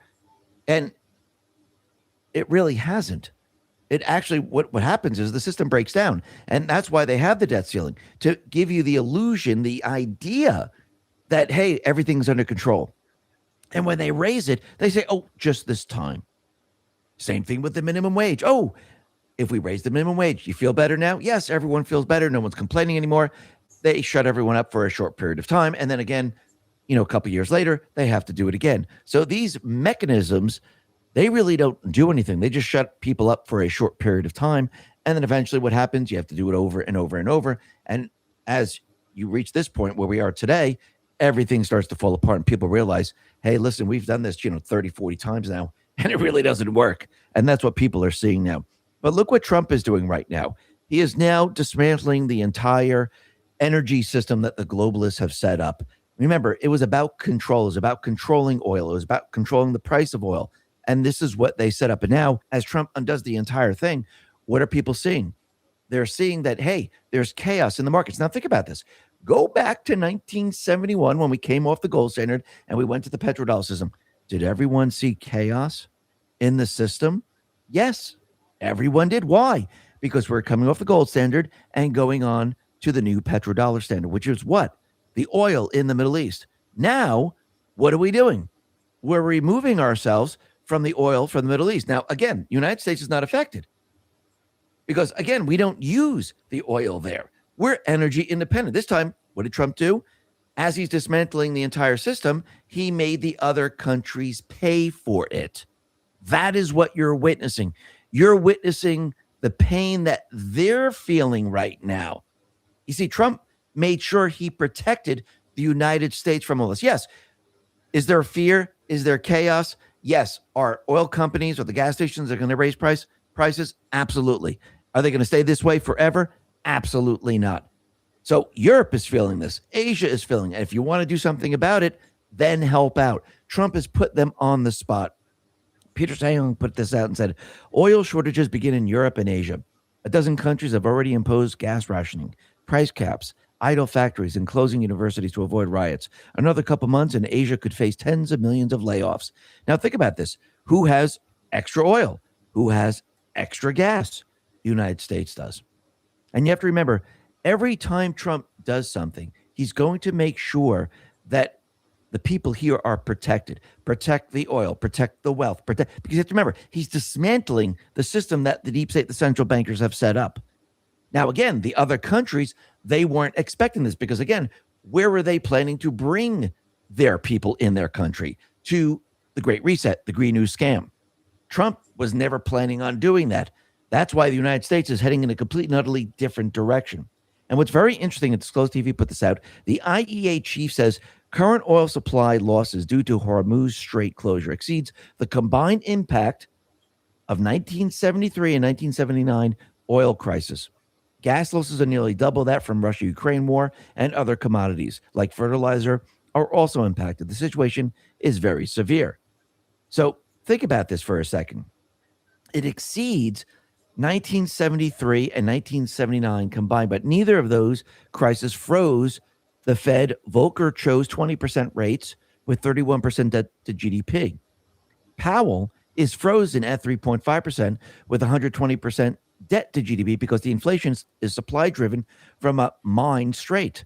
36.85% odds of zero cuts all year. The severity is not the supply loss. It is the monetary policy perils the supply loss created. So basically, what did Trump do right now? Basically, this is not the same thing as 1973. We all know this. Aging isn't fun. Looking like you age is even worse. There's a massive disconnect in the beauty world. One of the secrets to looking and feeling younger is that instead of treating your skin like it's a piece of leather that needs to be polished, treat it like an actual living organ that needs to be fed. Most of the expensive products in our bathroom cabinets just sit on the surface, while the actual structural damage is happening much, much deeper. If you aren't getting the right nutrients into the bloodstream, your skin is essentially starving for nutrients. It needs to stay firm. That's why taking multi-collagen is my daily essential. Unlike those surface-only solutions, this special product I use delivers 5 premium types of collagen directly to my cells to help rebuild my skin's foundation from the inside out. It's flavorless, bioavailable, and specifically designed to reduce wrinkle volume by giving my body exactly what it's missing. My wife notices my skin looks more youthful and compliments me daily on it. Get your significant other to compliment you too. Get 51% off Ageless Multi-Collagen at healthwithx22.com. Every order includes a glow-up bundle with a free VIP coaching for life, the 14 foods for amazing skin ebook, and free shipping. Plus, it's all backed by a 60-day money-back guarantee. Head to healthwithx22.com to claim your 51% discount before it expires, or just click the link in the description. We're not dependent on the oil in this area. We're independent from it all. Trump has the leverage this time around. Joe Lane says leverage. Here's what's important and more proof that everything Trump does is strategic. Look at the difference between the Brent crude oil price and the price in the U.S. Massive gap difference. Brent crude for NATO countries is almost $10 more a barrel. If you think gas prices are high in America, they're much higher in Europe, and those NATO countries are going to start really feeling the squeeze of the Strait of Hormuz being closed. Trump massively increased oil and gas production in America before military operations in Iran. How long before our Marines take control of Karg Island? The NATO countries are going to buckle. Why? Leverage. If the NATO countries don't use their own naval and military forces to keep the Strait of Hormuz open permanently, then we will stop funding NATO and also charge those European countries for oil transportation through the Strait, and that we are keeping secure. It's time for choosing, and Trump isn't kidding around. So basically, you could see Trump has them exactly where he wants them. They're feeling the pain. We are not. Yes. Did you see a bump up in gas prices? Yes, you did. But guess what's going to happen later on? Because the fear tax is going to be taken away. All of a sudden, you're going to see oil prices drop like you've never seen before. I'm going to make a prediction here as we move forward. Trump decided to do this with Iran in the beginning of the year because he knew the midterms were coming up. He knew the operation wouldn't take that long to take control of the energy sector and actually push China out and actually stop China from paying $6 to $8 per barrel. Now he's putting everyone on an even playing field, and he's removing the fear tax from all of this. Trump is taking control of insuring the ships. So in a couple of weeks, I don't even think it's going to take that long, what we're going to see is that there's going to be a deal. It's going to be a peace deal. We will have control of the Strait of Hormuz. That will probably maybe turned over to the allies. Maybe we will assist in that. Oil prices will start to fall. All of a sudden, they'll reset back to where they were prior to the war, and then they'll start dropping dramatically. I do believe by the time we get to the Just your daily reminder from a fat loss dietitian not to sleep on nature's Ozempic. Today, I'm going to show you midterms, we're going to probably see gas prices around $1.50, $1.40, $1.30. And then people are going to completely and utterly forget what happened during the first part of the year. This is why Trump has planned it at this point, because what is coming to this country? Jobs, jobs, jobs. That is what's coming to this country. And did we have to reset the energy across the globe for all of this? Yes, because if we're creating manufacturing jobs, if we're creating data centers, we need cheap oil. China shouldn't just be the only country that has cheap oil. The world should have cheap oil. And that's exactly what Trump has been doing. And you can see that already out in Ohio, there's a 3,700 acre data center that is being built, which means that's a lot of construction jobs. And it's not just construction, it's interior design, furniture, plumbing, electrical, tar, roofing, you name it, a lot of jobs. Puberty put this out and said the largest data center in the world is planned to be built in Ohio, and it'll cost up to $40 billion to construct. The 3,700 acre center will require 10 gigawatts, 1/3 of Ohio's entire power grid capacity to run. Now, once again, what has Trump done? He made sure that if you're going to build the data centers, they're going to be powered completely and utterly separate and apart from the data centers. And I do believe Trump's Truth Technology Corporation, they've already signed a deal with a fusion company, and they're most likely going to be supplying fusion generators for all these data centers. And they won't be the only ones. But again, they will bid on the contracts. And let's see how this all plays out. And it's going to be very, very interesting. Now, the other thing that we could see is that a lot of the blue states are blaming the data centers for their electrical problems. But when you start to look, you can see that that is not the case whatsoever. Trump put this out on Truth. He said data centers are not the problem. Blue state renewable mandates and energy subtraction are. So when you look at North Dakota, when you look at Texas, when you look at Nebraska, you could see plus 38%, plus 18%, plus 16%. When you look at California, New York, and Massachusetts, they're in the negatives, negative 2%, negative 4%, negative 4%. So basically, this is 2019 to 2024% change in electricity demands. So data centers are going into all these different areas. And you can see that, once again, what they're telling you is not true whatsoever. And when you look at the red states and the blue states, since we're talking about red states and blue states, you can see that there is definitely a migration of people out of those states and into the red states. Charlie Smerkley put this out and said, IRS net migration data is out of 2023. Red states gained $37.2 billion in income and 492,000 filers. Blue states lost approximately $40.8 billion and 520,000 filers.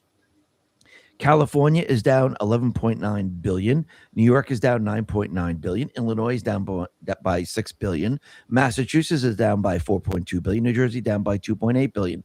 So yes, there's the proof, and we said this a long time ago, that we were going to see a very big difference between the red and the blue states. And that's exactly what we've been seeing. And Rothman has put this out and said, the more progressive the state, the less affordable it becomes. Inflation picks up in those states. Why? Because they're moving towards the Great Reset, the Green New Scam, and they're following what Biden set the path the country was set on for the Green New Scam and everything else. So basically, those states that are still following that path, they're experiencing exactly what the country was experiencing. And what do you think is going to happen? The people are going to get pretty angry, pissed off, and they're going to demand that this be reversed. And think about what Trump did from the very, very beginning, before we even went into Iran. He made sure that the United States was the number one producer of oil and the number one producer of gas. Trump, he put this out in Truth. He said, USA now produces more oil than Saudi Arabia and Russia combined. And it looks like it's almost double. He also said the USA now produces more natural gas than Russia, Iran, and China combined. Absolutely. Secretary Wright, Chris Wright says, thanks to POTUS, the United States is the world's top oil and natural gas producer. We're also the largest natural gas exporter and top oil exporter. To be clear, the Trump administration has no plan to implement restrictions on oil and gas exports. So those countries that would like much cheaper energy, do they have to buy it from Iran, the Middle East, or can they also purchase it from the U.S.? They could purchase it from the U.S., and I wouldn't be surprised if U.S. is going to give them a better deal. And here we are. Trump is now adding Under 10 minutes. the sale of energy to 9. the parallel economic system. We have the tariff system. We have the energy system. We have the technology system. Trump is creating a system that is competing with the central bank. And you could see the deep state players, they're trying to push the narrative that this is just like the 70s. Oil prices are going to skyrocket. We're going to have to raise the rates. And this is exactly what they're doing. Wall Street Journal put this out and said, why the Fed's next rate move could be a hike because of what's happening in Iran. Now, higher energy costs makes inflation seem like it's moving up, but actually it's expensive energy. Inflation is actually the devaluation of the currency. So Trump can easily change this up. All he has to do is bring the energy prices down, and inflation, as they would say, all of a sudden just goes away. But again, the cumulative inflation, because of the central bank, does not. So can he make energy a lot cheaper? Because you have to remember, the Fed's calculation includes energy. So if he brings energy down quite a bit, all of a sudden their inflation calculation shows inflation is dropping. He's using this against them. And basically what he's going to show from this point moving forward, once we get control of the Strait of Hormuz, once the fear is all gone, peace negotiations happen, and oil prices snap back to where they were before Iran, and then start to drop dramatically after Iran, you're going to see inflation drop dramatically. Actually, what Trump is doing right now, he's setting up the Federal Reserve to fail. Because as inflation comes down, using, of course, their calculation, Trump is going to show, look, we just hit the 2% mark.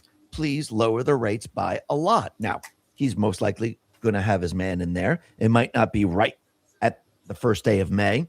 It might be June. It might be July. But again, he's going to put so much pressure on the Fed, they will have no choice but to lower the rates. So once again, he's actually trapping the Fed in all of this because once again, what is he doing? He's building this up. So as we approach the midterms, everything starts to kick in.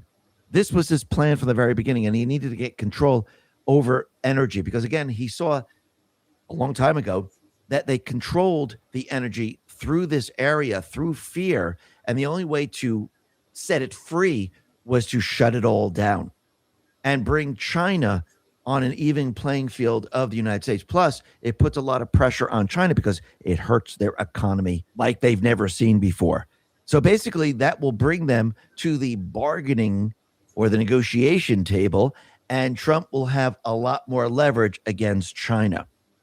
This is exactly what he's doing. Plus, when you think about it, he's removing all the government jobs, and they're shifting into the private sector. And we're going to start to see that really ramp up as we move into the spring, summer, and especially the fall. And think about this. The government employees, they cost a lot more than private employees. Plus, the people are paying for that. The private sector, the people are not paying for that. E.J. Antonio, PhD, put this out and said, in the fourth quarter of last year, average government employee cost 42.3% more than private sector counterpart. Cost to employer for wages and salaries was 25.1% higher, but benefits were much greater disparity with government employees costing a whopping 82.7%. Think about that for a sec. Every blurry and low vision sufferer must try this daily ritual that is leaving doctors speechless. If you wear glasses or... And what you're witnessing right now is that Trump right now is transforming the entire world and basically taking the control away from the private central bank, taking control away from the deep state players, and bringing that control back to the United States. Joe Lane says, Trump is transforming the world. Everyone else is along for the ride. For almost 50 years, the world has been paying a terror premium on the price of oil because of Iran. Iran was set up as the center of terrorism and forever wars in the Middle East as a means of financial control over the world's energy supply. Those days are now over. The Strait of Hormuz will now become a protected waterway for global trade, protected by regional responsibility and shared interest. The world will now guard its free passage for the future. This is going to cause a crash in oil prices, a drop in inflation, and kick off the economic boom times ahead. The terror premium will no longer keep oil prices artificially high. Same with all other trade. The CIA shadow government created armed, trained, and funded terrorist groups are also coming to an end. Threats to global trade are being removed and are the barriers to free commerce and income for the golden age. And think about this. He had to do this. And this is why I keep saying we had to do this, because, again, this all has to do with the globalist system, the central bank system that they established. Remember, if you're going to bring us into the Green New scam, do you want oil prices low, or do you want to have the ability to raise them very, very high? Think about when Biden first came into office. When he pushed the Green New scam, the Inflation Reduction Act, which is the Green New scam, actually, what happened to the oil prices? They went sky high. You don't think they were going to use Iran to push oil prices sky high across the world to convince people we must go green? Remember, this is the way the deep state, the central bankers work. So, yes, this is what they were going to do. And this was the push they were going to make. Trump just shut it all down. He set everything up for what? For complete leverage and control over the energy sector. And he now has leverage over China. This way, when the manufacturers are coming back to this country, what are we going to see? We're going to see that they have cheap energy, jobs are going to be plentiful, and he's setting it all up to do what? To take us off the central bank system. So when you have the parallel economic system running with very, very cheap oil, and you're selling cheap gas and cheap oil across the globe, and you have a tariff system that's bringing in billions or even trillions of dollars, and we have these data centers that are being built, and these are huge data centers, and we'll be selling this technology across the world. Did Trump just build something that can compete with the private central bank system? Absolutely. If we can compete with it and we're bringing in trillions of dollars, can he start weaning us off the income tax? Absolutely. So when he starts weaning us off the income tax, what are people going to see? They're going to see their buying power come back. When their buying power comes back, what do they do with all their extra money? Can they pay off loans? Absolutely.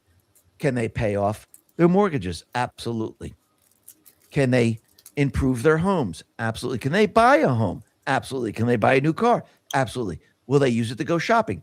Absolutely. So the money will go back into the economy. If that money goes back into the economy, what happens? All of a sudden, the economy gets better. And now, since people have their buying power back and Trump is paying down the debt, can he make the case that we must go back to gold and silver? Well, as all this occurs, you're going to see gold and silver start to rise because people are going to start to figure all this out. And they're going to start to say, I think he's going to be shifting back to the Constitution. I think he's going to be going back to gold. I think he's going to go back to silver, stablecoin, cryptocurrency was going to be involved in this. And all of a sudden, you're going to start to see all these things start to shoot up. And then people are going to start to realize everything is changing, especially when he revalues gold. Because you have to remember, going all the way back in time to the 30s, gold was valued at $42 an ounce. Now, when gold is 8, 9, 10, 11, 12, 15,000, and he revalues it, does it give him additional leverage? Absolutely. This is how he's going to destroy the deep state central bankers. And you can see he's putting everything into place. Listen, everyone, thanks a lot for listening. Be well, be safe, and especially be prepared. Thanks a lot. Okay, we got the XQ report in. Just got done with the X2, Kim. We got the next two will be Benny. This will be my back to the old time.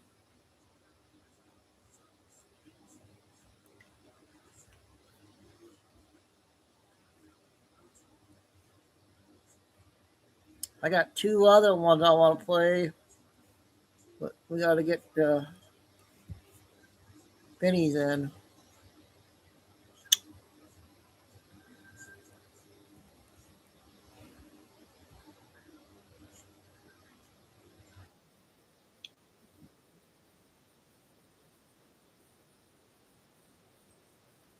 New players get 300.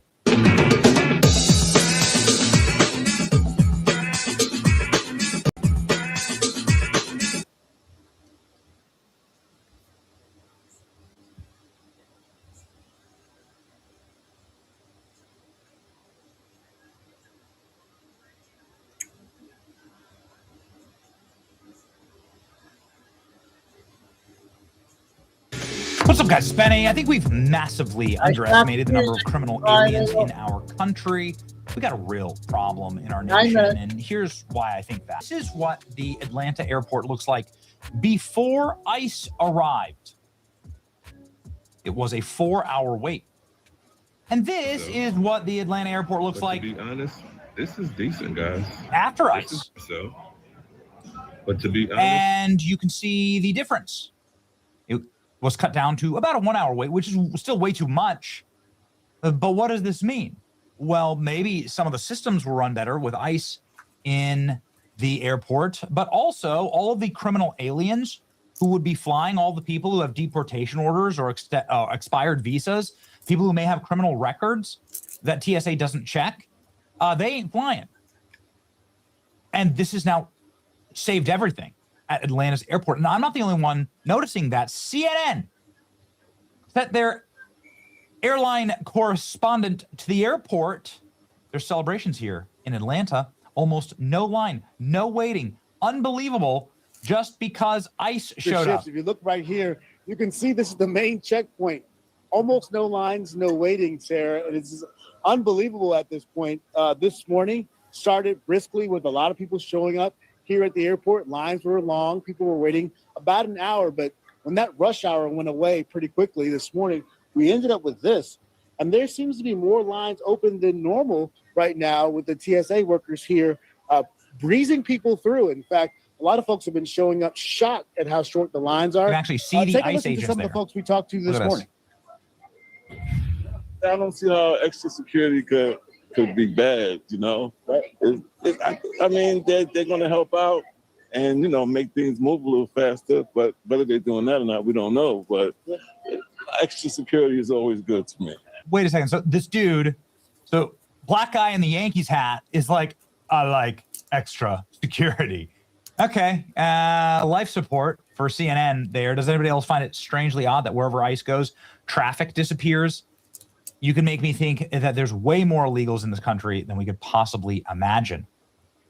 You know, like, kind of begs the question, can we put ICE at hospitals? Can we put ICE at daycares in Minneapolis? Can we put ICE at the DMV line? Are they going to just fix everything? Is this the fix-all for all of society's woes? Yes, it is. Yeah. You know, like, they announced immigration, like criminal alien crackdowns in Los Angeles and in Charlotte and other big metro areas. And what happens immediately is the roads, all of the traffic's gone. All of the traffic clears up. The vision of an America without 30 million or more criminal aliens is the vision of a paradise.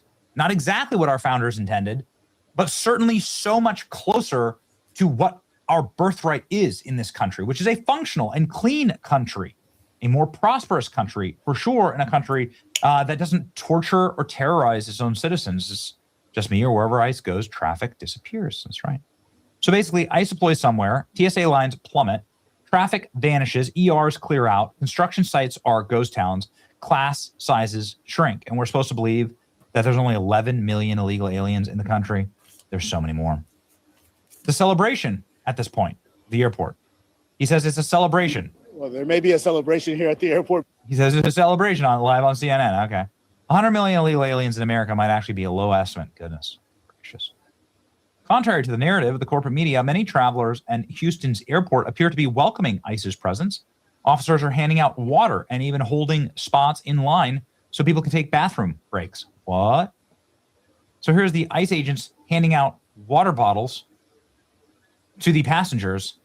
It's actually a genius move in order to sort of change the narrative, right, with ICE. It's a brilliant PR move.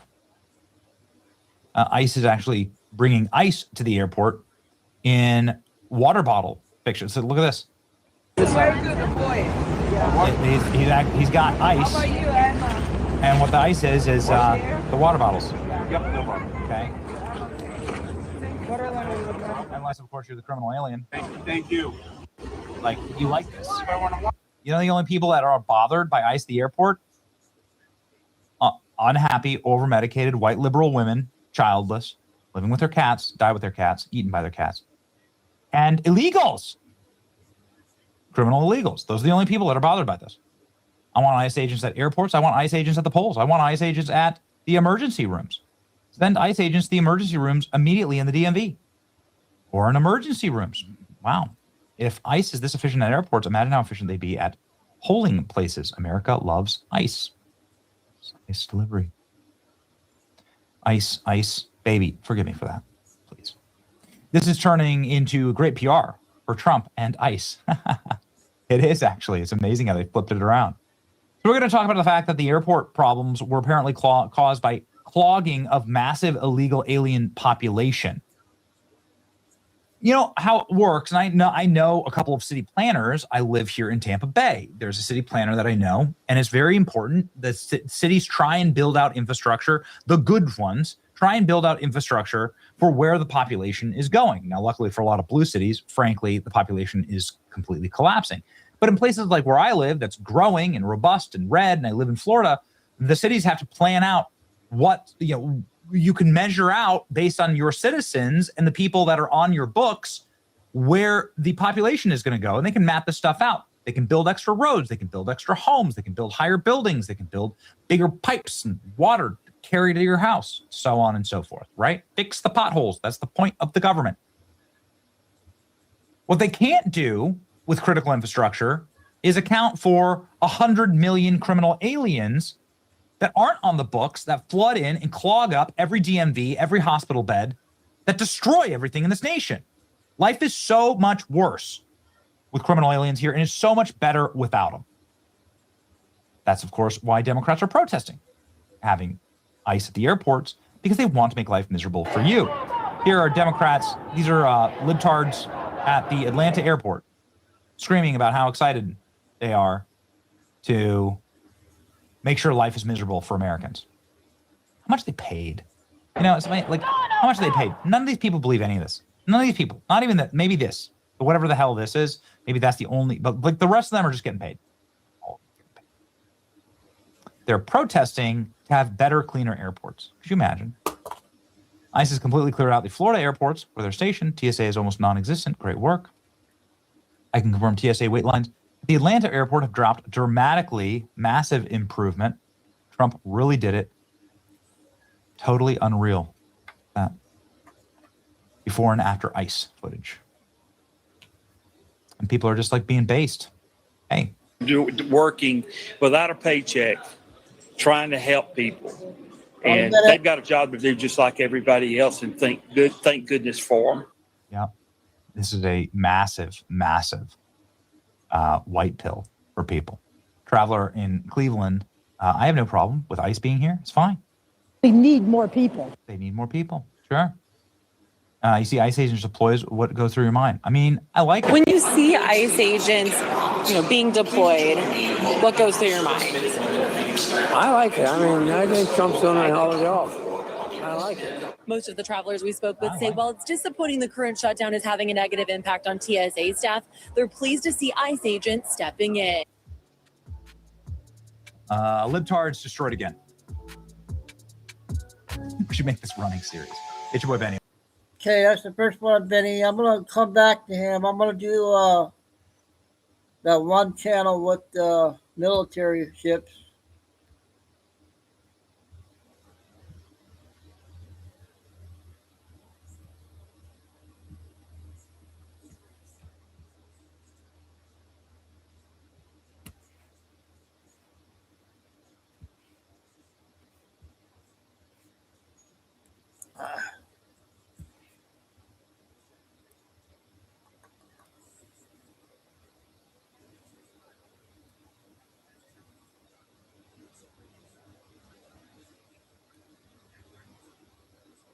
Where is it?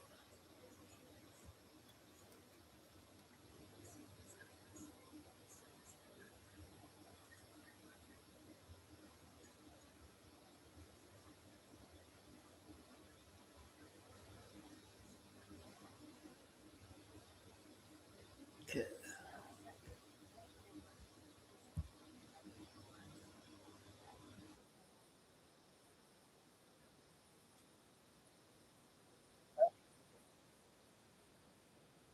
Skills into a future-shaping career. Learn more at wgu.edu. Local tax experts are here. Now you can meet with a TurboTax expert in your community.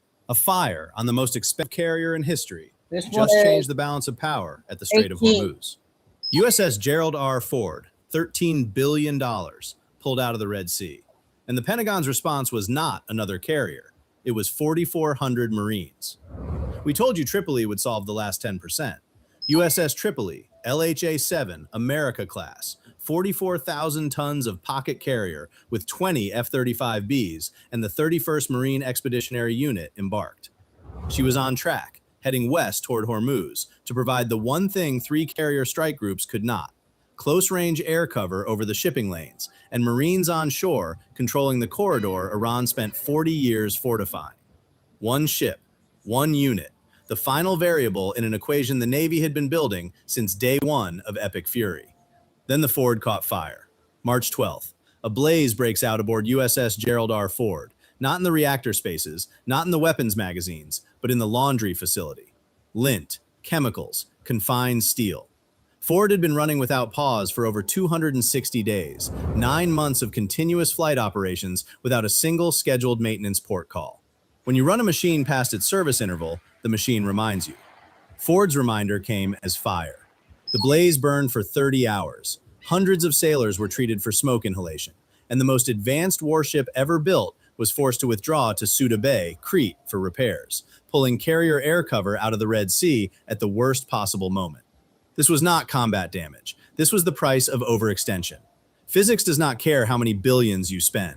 Every machine has a limit, and Ford found hers at 261 days. The Red Sea went dark. No carrier overhead. The Houthi gap widened, and Iran, watching the most expensive warship in human history limp toward a repair dock, recalculated. What happened next is the part nobody predicted.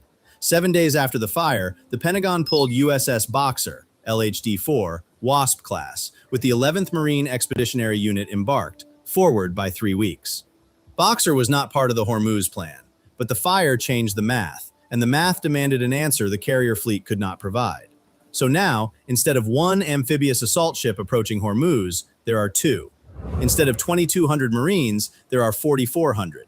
Instead of a pocket carrier that fights only from the sky, there is also a ship with a well deck 266 feet long, carrying hovercraft that can deliver main battle tanks directly onto hostile shores. The plan called for a scalpel. The fire turned it into a scalpel, and a sledgehammer operating together. Did a fire on a $13 billion carrier accidentally create the most powerful amphibious force Hormuz has ever seen? If you are proud of the men and women who keep these ships running past every limit, type "proud" in the comments, and subscribe to Navy Decoded so you never miss a breakdown. To understand why the Pentagon chose Marines over carriers, start with a question no one expected to ask. The obvious question: why not just send another carrier? Because there is no other carrier to send. The United States Navy operates 11 nuclear-powered supercarriers, the largest fleet of capital warships in human history. And right now, it is not enough. Lincoln is committed to the Arabian Sea. Truman enters a 4.5-year nuclear refueling overhaul this summer. Eisenhower just returned from a record-breaking deployment. The remaining hulls are either in maintenance, in training cycles, or on the wrong side of the planet. Carrier availability is the tightest it has been in a generation. Nearly half the hulls unavailable at any given time. Ford's fire did not just remove one ship, it exposed a structural gap that no carrier can fill on the timeline the Red Sea demands. That is why the Pentagon reached for something that is not a carrier. USS Boxer is a Wasp-class amphibious assault ship, 40,000 tons, built around a concept that Tripoli deliberately abandoned. Where Tripoli sacrificed her well deck to double the hangar space for F-35Bs, Boxer kept it. A 266-foot-long, 50-foot-wide flooding bay that opens at the stern and launches 3 LCAC hovercraft directly into the ocean. Where Tripoli carries 20 F-35Bs and fights from the sky, Boxer carries 6 F-35Bs, but also carries the landing craft, the armored vehicles, the heavy equipment, and the Marines trained to put all of it on a hostile beach. The 2 ships were never designed to operate together. Tripoli is Flight 0 of the America class, the Navy's experiment in building a pocket carrier by removing the well deck.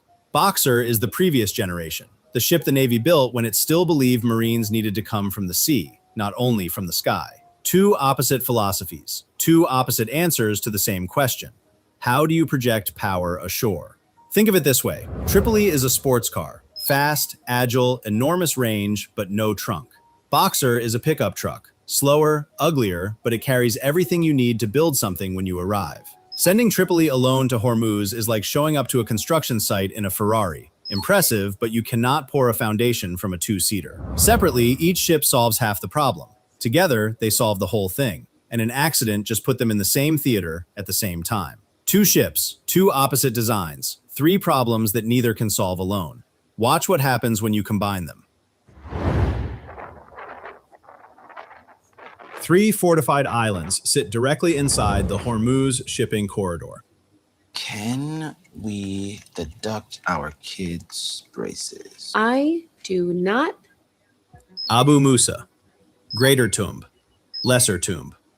Iran seized them in 1971 and spent 5 decades turning them into unsinkable weapons platforms, anti-ship missile batteries, coastal radar arrays, artillery positions, IRGC garrisons.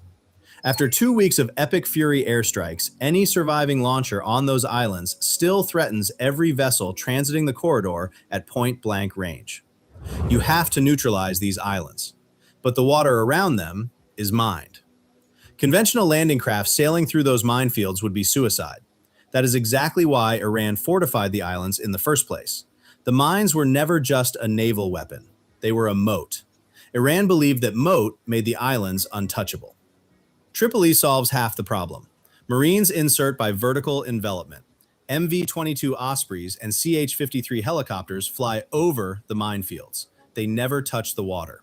Strike teams land on the high ground, neutralize radar installations and missile launchers, and extract.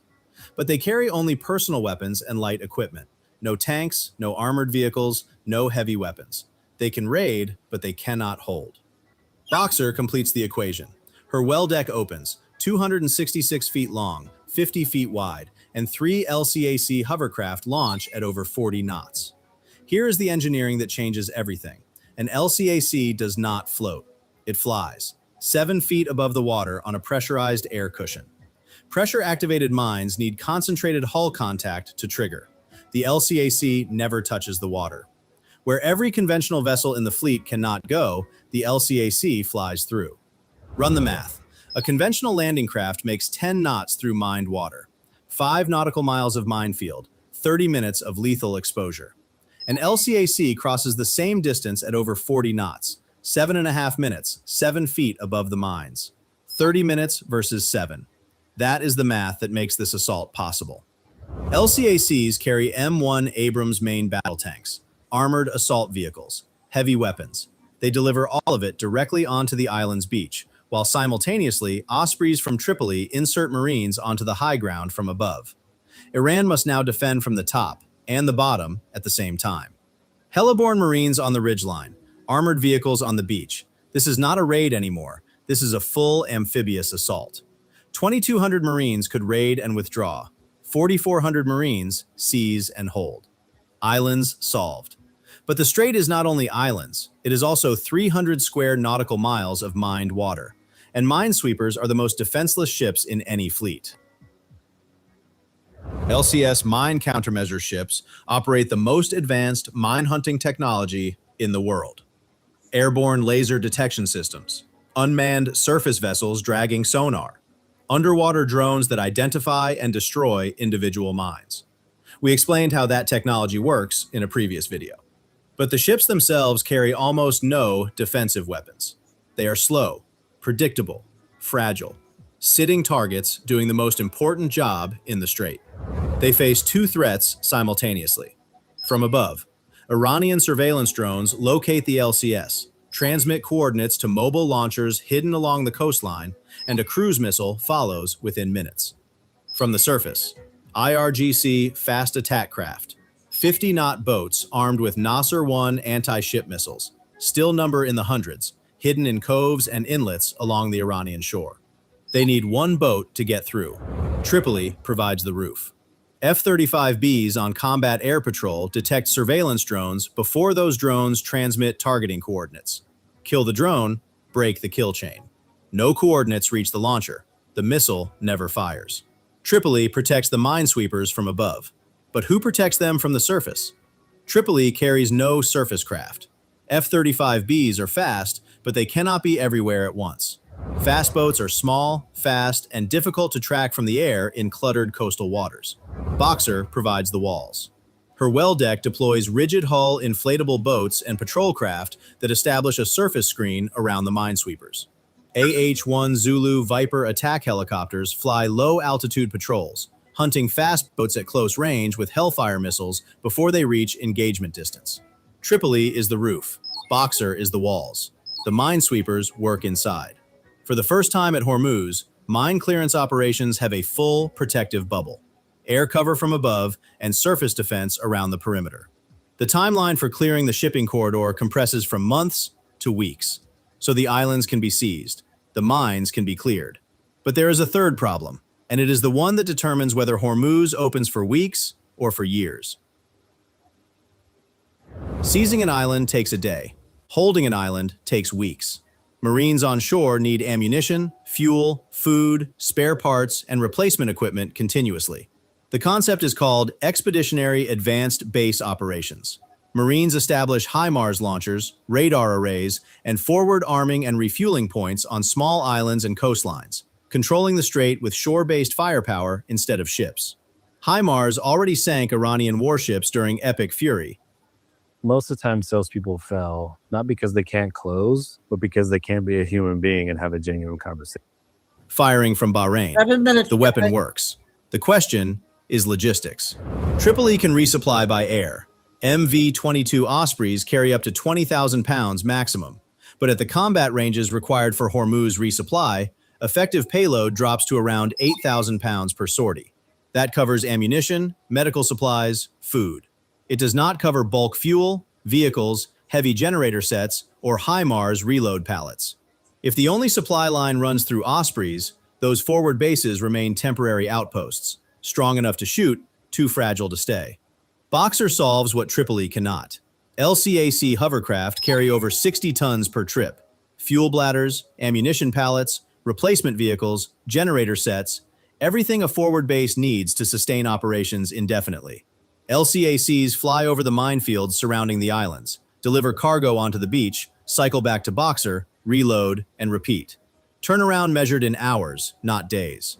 Run the math on the logistics. One LCAC carries 60 tons.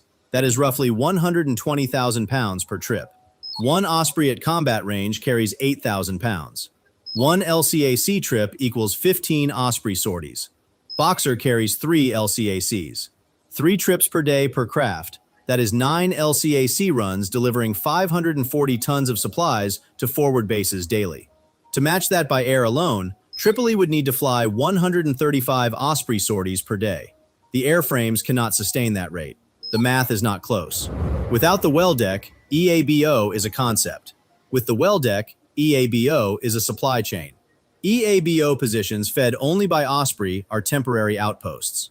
EABO positions fed by Osprey and LCAC are permanent fire bases.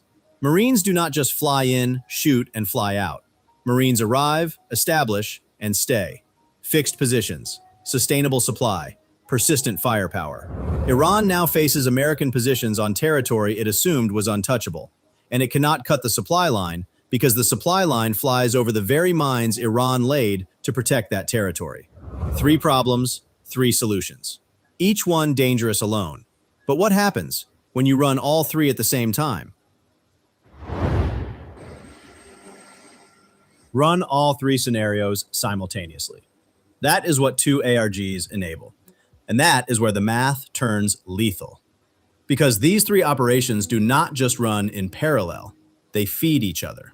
Scenario 1 executes. Marines seize Abu Musa. Missile launchers on the island go dark. Tankers transiting the corridor no longer face point-blank fire from fixed positions. Immediately safer. But here's what the island seizure also does. It removes Iranian observation posts that were tracking minesweeper movements. With the islands neutralized, LCS ships can operate closer to the corridor without being geolocated from above. That accelerates Scenario 2. Mine countermeasure ships begin systematic clearance of the shipping lanes, operating inside the protective bubble. The mine clearance enables the logistics. The logistics sustain the positions. The positions protect the mine clearance. And Scenario 3 locks the cycle in place. EABO positions on seized islands deploy HIMARS covering the entire width of the strait. 26 F-35Bs between the two ships provide local air superiority without a carrier inside the Gulf. Shore-based Marines control what ships alone never could. Persistent, around-the-clock coverage from positions that cannot be sunk. The result is not 3 separate operations. It is a single interlocking system where each piece makes the others stronger. Take one away, and the system degrades. Run all 3 together, and the system becomes self-reinforcing. Now look at this from Tehran. Iran has 3 positions to defend simultaneously: the islands, the coastline, and the water in between. But the Navy, the air defenses, the factories, all gone after epic fury. What remains is the IRGC ground force, hidden fast boats, and whatever mobile launchers survived. Concentrate on the islands. The coastline lies open. Fortify the coastline, the islands fall. Disperse everywhere, nothing holds anywhere. The equation has no correct answer, because Iran built its defense for a navy that fights from the sea, not Marines who ride hovercraft over the very minefields that were supposed to make this impossible. This is the accidental advantage. No commander wanted the fire, no planner anticipated it. But the chain reaction produced a force configuration Iran never prepared to counter. Iran looked at the fire and calculated a window of opportunity. The reality: by the time Iran finished recalculating, the answer was already in the water. Be honest about the risks. Mine clearance still takes weeks.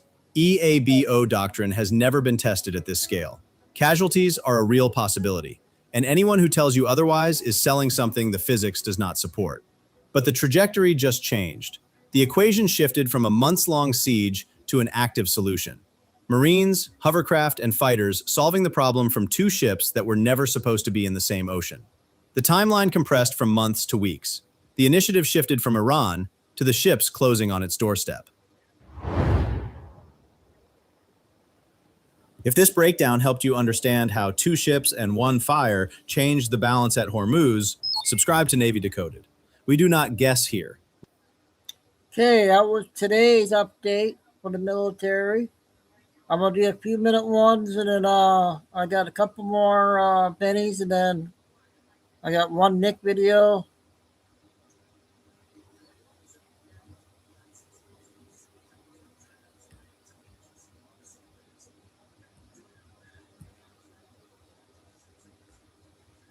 I want to play this 2-minute one.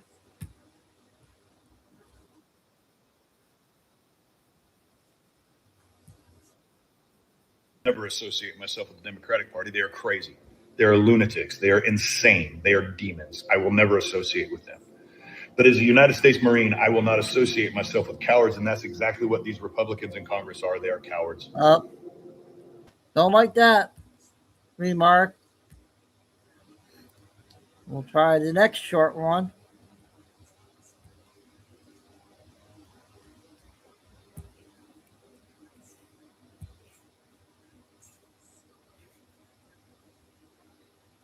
Okay. Let's check this one out. This one's not about 10.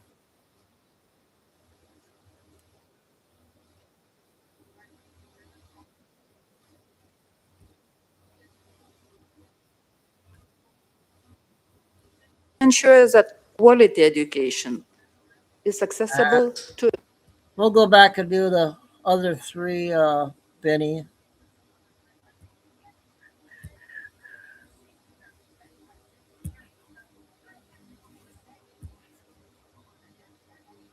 Okay, look at this one. 11 minutes.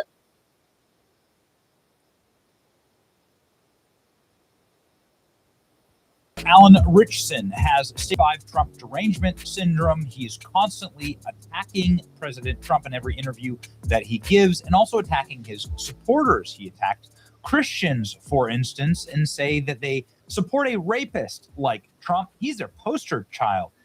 They're Christians. How dare they? The entire Christian church seems to treat Trump like their poster child. It's unreal, he says. Attacking the entire Christian church, okay? Country where Christianity is, of course, the predominant religion. Not a smart move. He also attacks cops. He believes that all cops murder people. Got it. Alan Richardson. Cops get away with murder all of the time. Oh, great. Good idea. Make this guy Batman. Or actually don't, because all of his movies bomb. MAGA-hating Alan Richardson bombs at box office. Ungentlemanly Warfare debuts, and it failed. Mainly because you attack Christians, MAGA, cops, and nobody cares. And maybe it's because you attack your neighbors too, because we saw that Alan Richardson was beating up his neighbor in front of his children yesterday on video. And he literally beats the crap out of him. It's not a good look. And nobody was quite sure what was going on. You could see him brawling with his neighbor. His neighbor got a bloody face. And these are the kind of things that can really destroy your career, of course, if you're just seen to have roid rage. And you can get sued for it. You can lose hundreds of millions of dollars with the right jury. Juries don't take kindly to Hollywood stars, right, that behave like menaces. And again, he literally beat the crap out of his neighbor. So what happened here? Well, now we know more. We know that Alan Richardson is extremely stupid. But in this scenario, I think we have new information that might change what actually happens, in our opinion on it. Neighbor in brawl with Reacher star Alan Richardson now tells a very different version of events.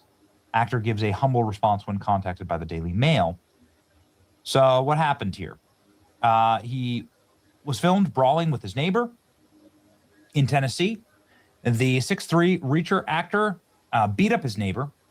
And the Hollywood tough guys defense claiming that the neighbor instigated the fracas in the quiet neighborhood of Brentwood, Tennessee, where Richardson wasn't keen to give insight of the story. Contacted hours later. He answered Daily Mail's call casually, and unlike many celebrities, Richardson remained on the phone even after realizing he was talking to a reporter. He was exceptionally polite. I can't answer questions about that right now. It's an active investigation. Oh, an active investigation by the cops that commit murder all the time? It's amazing. Will Alan Richardson get away with murder for his ungentlemanly warfare, beating the crap out of his neighbor? The investigation, which Richardson was referring to, is a probe about the brawl, which started with the police department. There's an active investigation. No arrests have been made. There'll be a police report when concluded. They brawled outside of the home. Okay, so what happened here exactly? So here we go. The neighbor is now telling his side of the story. I've been riding bikes all my life. So, from dirt bikes to street bikes and etc. But I'd heard this incestuous revving and speeding through our neighborhood of a motorcycle. I eventually saw the guy on Saturday. I didn't know who it was. And I sort of flippantly said, "Guy, like he was quite a way." And I said, "Can you just slow it down, please?" And then there are numerous people in my neighborhood who caught all of this on Ring doorbells of him speeding through the neighborhood. And on Sunday, when I was cleaning my bike outside my house, he rode past once, twice, and on the second time, I walked out in front of him and I said, "You've got to stop. Someone's going to get hurt." And it escalated quite quickly from there. I did push him because he was coming towards me on his bike. He did it again for a second time. I pushed him a second time. And I think the second time he got off his bike and it kicked the crap out of me. And you can see he hit me in the back of my head. I went to the ground and covered myself. I've had such a shitty day today, and I don't wish the guy any malice or ill will, but we just don't need people riding through neighborhoods like this. And I just decided, I'm take a stand. So he says he's going to take a stand, and it makes a lot of sense. I mean, honestly, I don't like people driving too fast through my neighborhood. I got little kids. You can have menaces that do this. So I watched that video and I said, well, that makes a lot of sense. But here, get a load of this. Alan Richardson has released the full street fight video with his neighbor. Get a load of this. Okay, so here we go. I think that it might change things, but have a watch. So here he is driving, and then here his neighbor comes out and stands right in the middle of the street. Alan Richardson lays his bike down because of it. Are you fucking kidding me, bro? Pushes him down. You threatened my safety, bro. Are you kidding me? I should not be a fuck out of there. Go ahead, go get him. Go ahead, I'm cold to BPD. I'm cold them already because you'll be driving on this neighborhood like a fucking lunatic. There's kids running around here. Go ahead. Are you drunk right now, bro? Go ahead. Are you drinking? Go ahead. Call the police. Out of your fucking mind, dude. Call the police. Fucking don't fucking knock you up, bro. Right now. Unbelievable, dude. Okay, so I should have run you over, dude. I should have run you over, he says.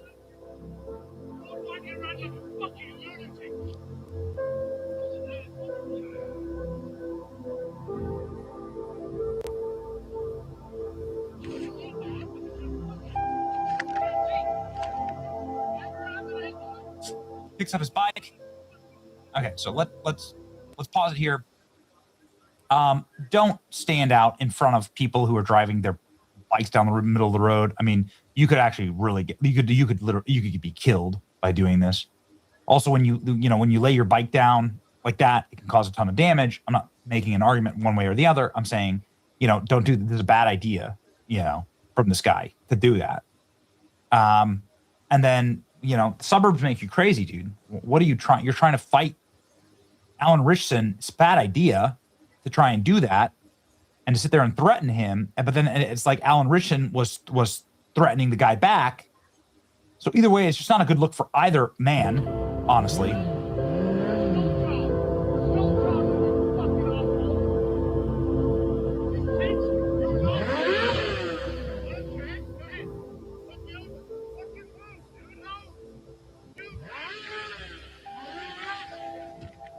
Lays his bike down again.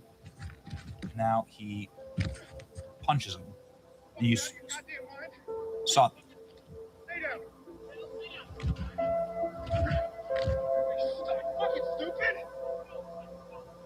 Roid rage right there. Oh, taking the Lord's name in vain. Hates Christians.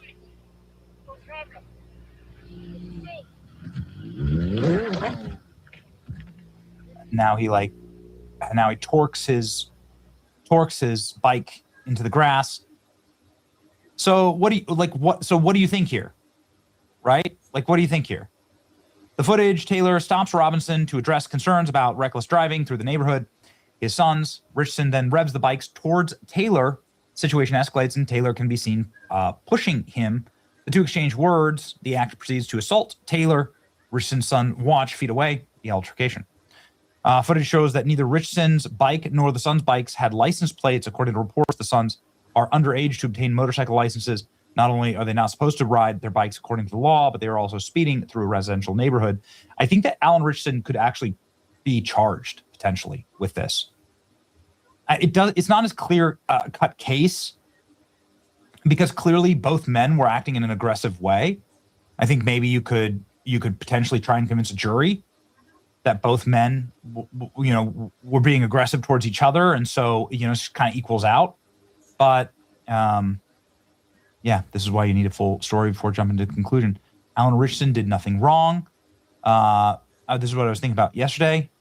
You could see that he wasn't speeding. The psycho was begging for an ass whooping, standing in the middle of the street. Alan Richardson did nothing wrong. Listen, I don't condone violence, but that John Oliver-looking clown had it coming. Don't pick a fight with Reacher. You can't stand in front of a bike and cause him to wreck and then put hands on him. Ass whooping. I'd bet dollars to donuts that the neighbor is even bigger, flaming liberal retard. Okay. Just about over. Valid crash out. Suburban home ownership drives you insane. You'll pick a fight with a guy that looks like this when you look like this. All right. What do you think? What do you think? The more I watch this, the more I'm not like, I don't really pick a side here. The more that I see it, I'd see that obviously both men were being extremely aggressive. One man is clearly a action movie star, and so he's able to kick the crap out of the other guy. The other guy was also being extremely aggressive and stupid. And so I guess we're going to see if your Hollywood privilege pays off. Or maybe it doesn't in a state like Tennessee. And like a jury chooses to convict you because you are a Hollywood movie star and you should have better self-control. Clearly, neither man shows self-control. No, neither man wanted to de-escalate. And that's how you get into these situations. It's your boy, Benny. Like, share, and subscribe, and don't. Okay, I only get 2 in. I want to try to get the 2 10-minute Doug, 1 12-minute Nick, and then I'm going to play a 20-minute more fraud alert, another important fraud alert video. I'm going to play that.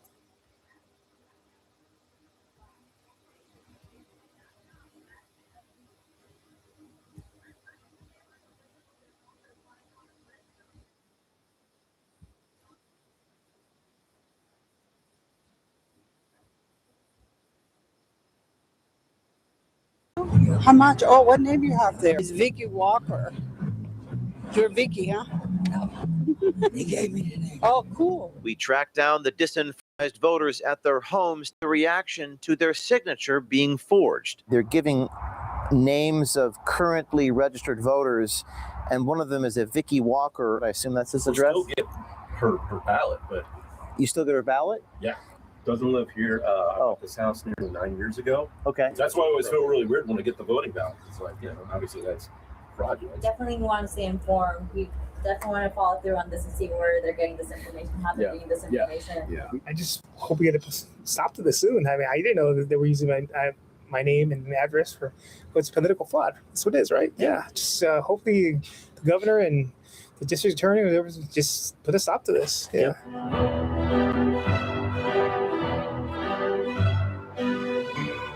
Look at that. Giving out money.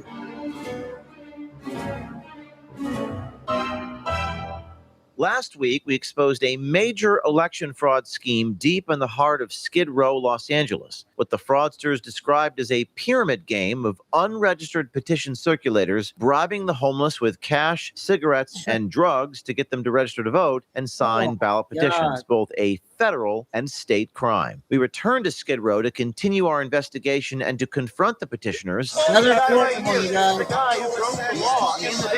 Upon confronting them, my team was assaulted, pepper spray was deployed, and my producer was punched in the head. Now there is new footage of these fraudulent petitioners taking their scheme to new depths. So do you want to sign? Yeah, but I want to know what I'm signing first. I'm not stupid. Oh, okay. Well, it's good. It's good business, but you only write when I'm telling you to write. I'm telling you to write. I'm not a registered voter. Okay, then that's what I'm trying to tell you. Okay. Do you understand what I'm saying? Yeah, I understand. I got you. The fraudulent petition circulator pulls out a list of names so that the homeless person can enter the name, address, and signature of a registered voter in Southern California. This allows them to skip the process of getting the homeless person registered to vote and instead just pay the homeless person cash money to forge the signature of someone else who's registered to vote. Okay. The first one. I'm Joseph Albright. Okay. What are you writing? The first name? Joseph Albright. The street. What is the street? Here is the list of registered voter names that the petition fraudster is holding in that video.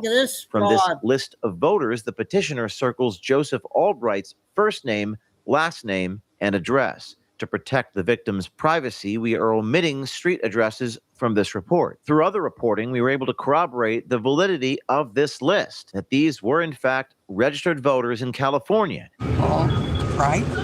Like that? Yep. And then the address. And then There you go. keep going. You're like watching like a hawk. Like I'm going to do. I can't let you mess up my paper because if you mess up, I can't get paid. Oh, I see.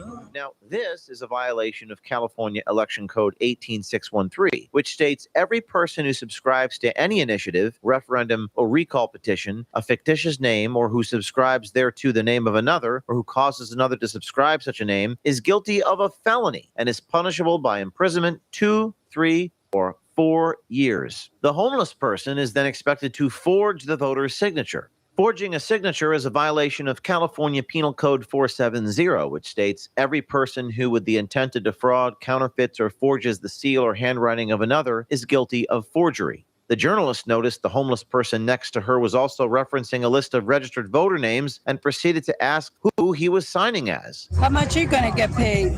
$3? How many signatures you signing though?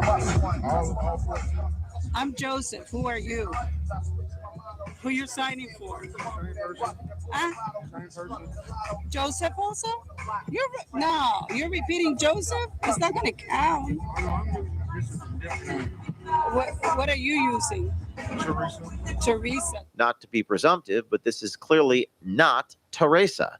And this wasn't an isolated incident. It appears that this process of assigning the homeless an identity of a registered voter to forge their signature has been adopted by all of the petition fraudsters simultaneously. Another undercover journalist posing as a homeless person told the petitioner that he has an Idaho address. So the petitioner gives him a similar list of names and tells him, quote, "Your name's Robert." And put your print, sign, address, city zip on every page. Okay, every single page? Yep, number 3. Number 3, okay. I got an Idaho address. No, you got. So that I just read it. I got an Idaho address. No, I'm gonna give you an address to write. Oh, okay. Follow directions. Okay, yeah. Robert. And here is the list of names the petitioner was holding, so you can see where he marked the name Robert Zabel. Robert Zabel doesn't know that his name is being used to sign petitions on Skid Row. You can also see that the previous name, Andre Sargsyan, has just been used by a previous homeless person on the same petition. The petitioner says that you can go down the street and find another group that will give you another $3, and then go in another direction and you'll find another group, revealing just how widespread this scheme has become. All pages, and then I sign like Robert. And I get how much? $3. $3. So you can go do this, they're gonna give you another $3. Then you gonna do somebody else, they're gonna give you another $3. Oh, so there's you guys are. Oh yeah, so you guys are all working together.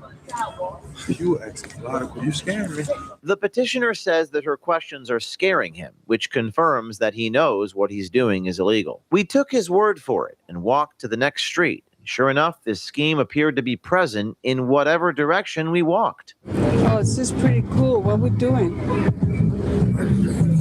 Huh? The register to vote. That's pretty cool. Oh, cool. They pay you? How much? Oh, what name you have there? Oh, they give it to you. Oh, pretty. Let me see the name. Oh, it's Vicky Walker. You're Vicky, huh? He gave me the name. Oh, cool. Once again, you can see that this man has been given a sticky note with someone's name and address, which he is copying onto the ballot petition, committing election fraud, forgery, and a felony, all in exchange for $2. Since we had the addresses of the registered voters whose vote was disenfranchised, we tracked them down and showed them these videos to see how California citizens feel about their names and addresses being given out to random homeless people in LA and having their signatures forged on ballot petitions. We started with the address for Vicky Walker. Hello, yes, sir. Hi, I'm a journalist, and we're just doing a story about identity theft, and I'm looking for a Vicky Walker. Is that? Doesn't live here. I bought this house nearly 9 years ago. Okay. The only reason I know that name is because we still get her mail, assuming it's her. Okay. So, yeah, I never even met the person. They're giving names of currently registered voters, and one of them is a Vicky Walker. I assume that's his address? Still get her ballot, but... You still get her ballot? Yeah. The current resident of this address claims that Vicky Walker hasn't even lived there for over 9 years.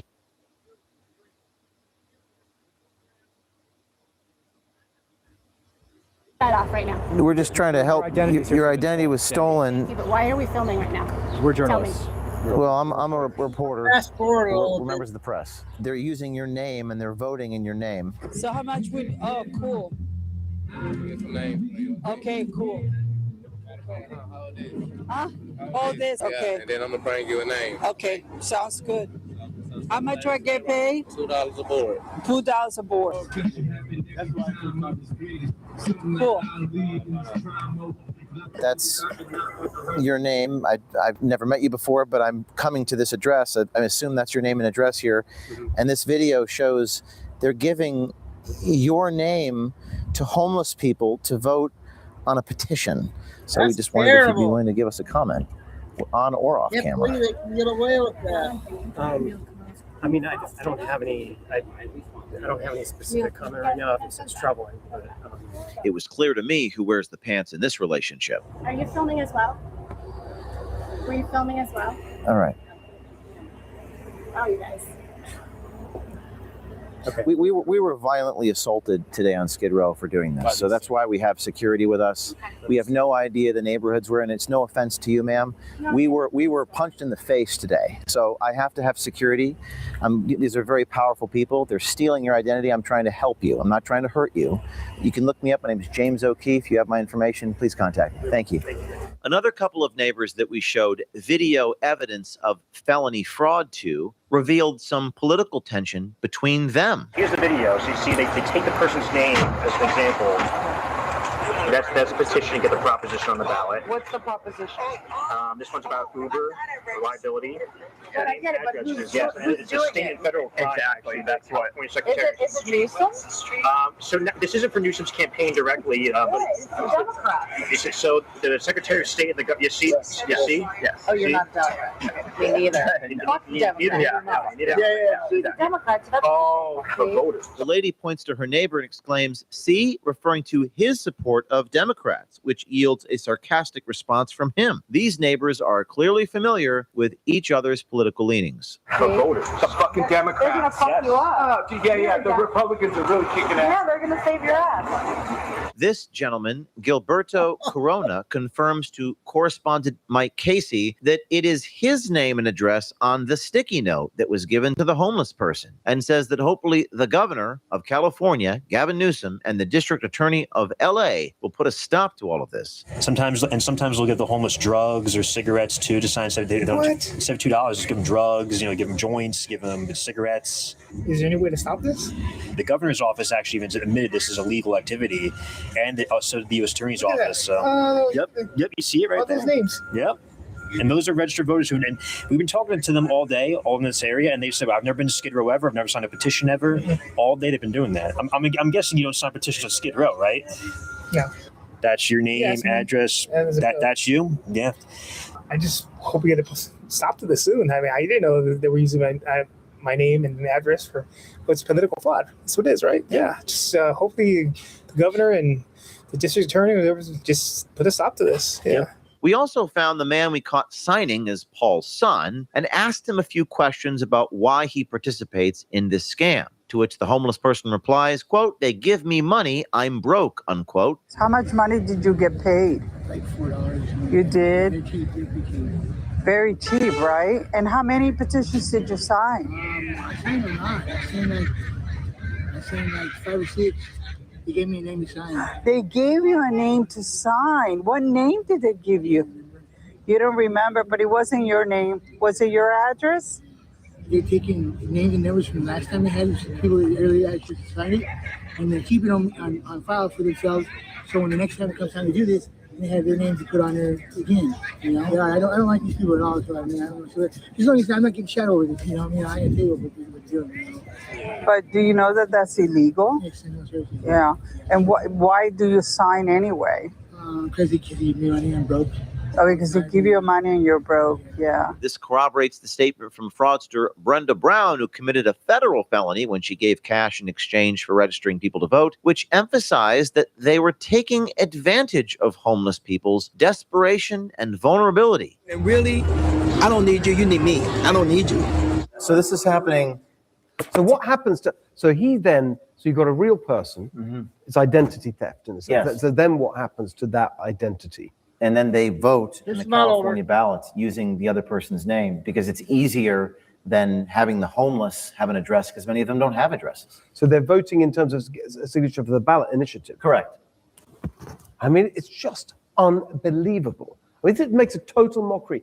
The Democrats here, think about all their lectures about our democracy and how, Trump's undermining democracy. Well, they're disenfranchising. This is a civil rights violation. Of course. That's why I don't think Gavin Newsom is going to attack me on this one. Perhaps he's going to have to actually do something about it. But how do you? A lot of people want accountability. We're fighting the Justice League every day. We're going to be releasing a video every day, each day for 3 weeks. We're trying from here in California. That's correct. This is what we need, and this is why. I mean, when I saw that before we talked about it, I put out my response to it, which is that this has to. First of all, we have to freeze all the money going to any organization doing all this from stuff. the state. Yes, freeze it right now. That's got to happen. But also the other thing is that the entire voting system in California is called into question by this. Yes. Because you can't trust any of it. Well, some Democrats say this can't even happen. They're in. That's right. And that's why this is so devastating. They're saying like the SAVE Act is on Capitol Hill right now. Yes. Voter fraud. They're saying that's not even a possibility. This is happening tens of thousands of times in broad daylight. Exactly. In broad daylight. Exactly. So, any other reaction you have or public policy solutions you think need to occur? Well, the prosecutions need to happen to send a message that it's not acceptable. The money flow needs to stop because this is all funded. You know, these people are being paid. Where's the money coming from? You know, that's got, and a lot, not all of it, but a lot of it is taxpayer money. Does the governor have the power to stop the money flow, or do you need? Actually, yes, but with a team approach, which is what I've got. There's a position called the state controller. The state controller is an elected position, has the power to audit any organization receiving state money and to stop the flow of money. Now, normally, when people run for governor, they just run on their own. But precisely because I know of this complex web of criminality and abuse and all this stuff going on, I've put together a team. So Michael Gates running for Attorney General, running with me. We talk about this the whole time. There's a guy called Herb Morgan running for State Controller who's going to stop the money going. And we're going to really clamp down on this together. All right, let's talk healthcare, because the system is a total mess. Do you really trust your insurance company? You're paying outrageous premiums, and months later, the bills still keep coming. Confusing networks, denied claims, surprise fees. Now rates they're saying might go up 20% or more. And did you know that medical debt is the #1 cause of bankruptcy? Those are some of the many reasons why I suggest switching from traditional health insurance to Impact Health Sharing. Impact Health Sharing is a powerful health sharing community that takes. So that was another big fraud video. He's good. I'm going to see how many short ones I can play. I'm doing okay.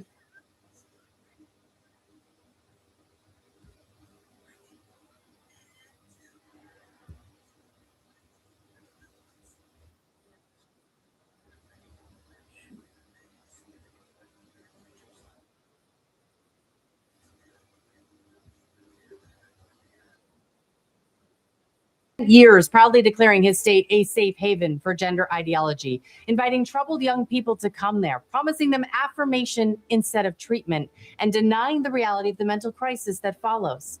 And now, a man identifying as female, suicidal, angry, openly hostile toward Christians and Jews, walks right into a Catholic school and opens fire on innocent children at Mass.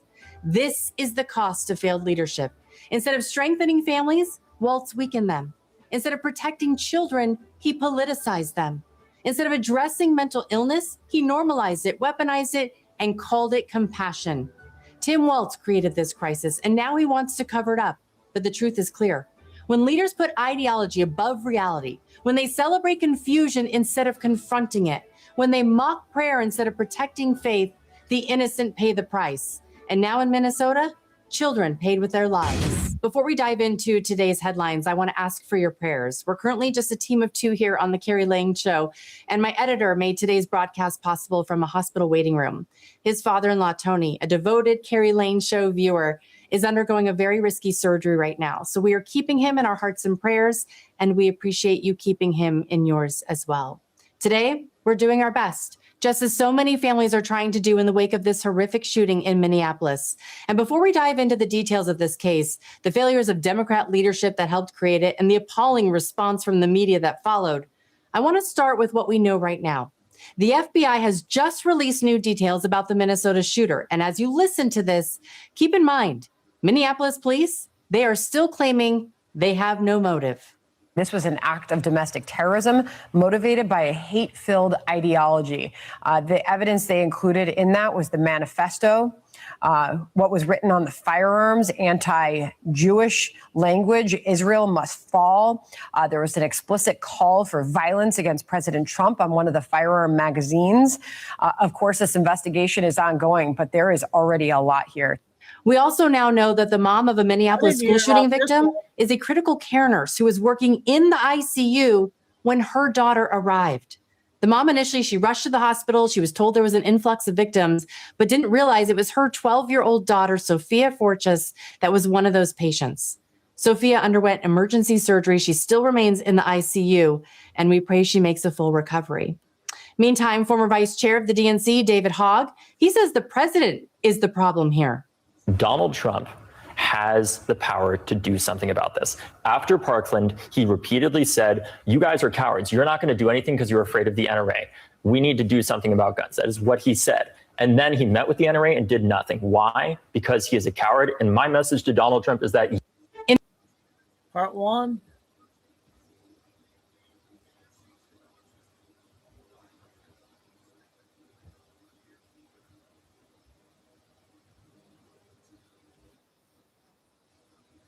Oh, wait. Dang it.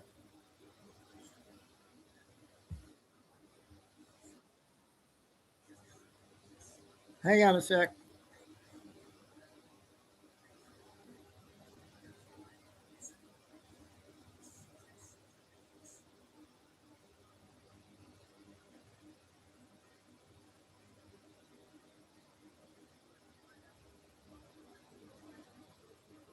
I guess that was part two.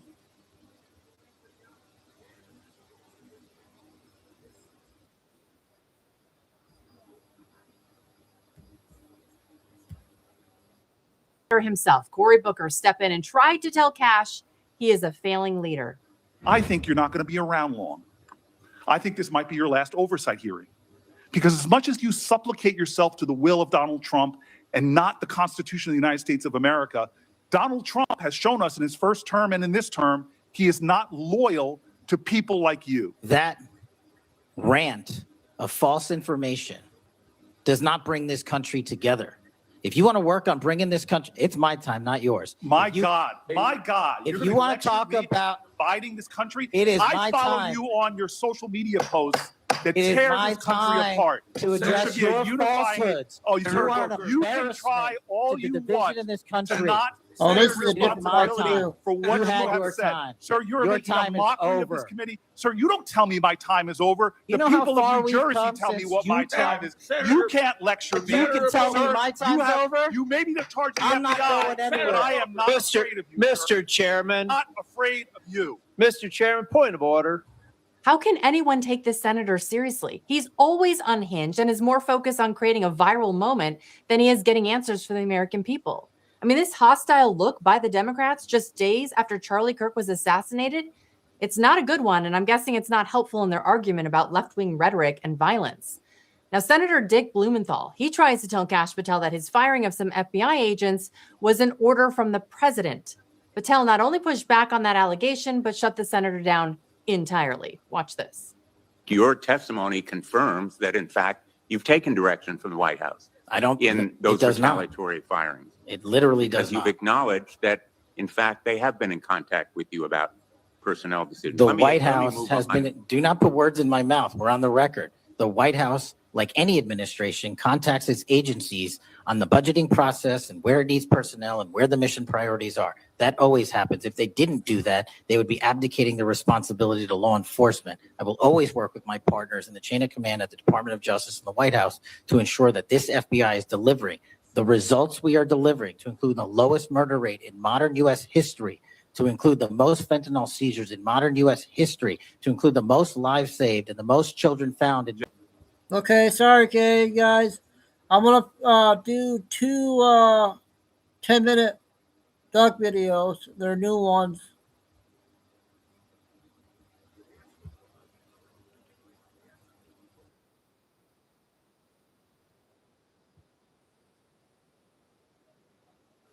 TurboTax locations are now open in your neighborhood. So, Hand off your taxes to an expert. These brilliant young ladies across the United States are making Trump's case. We're, of course, getting their story to him.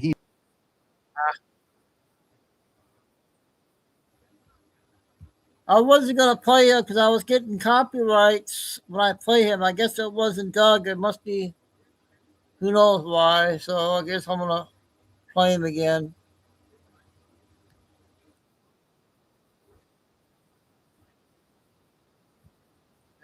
Both 10 minutes.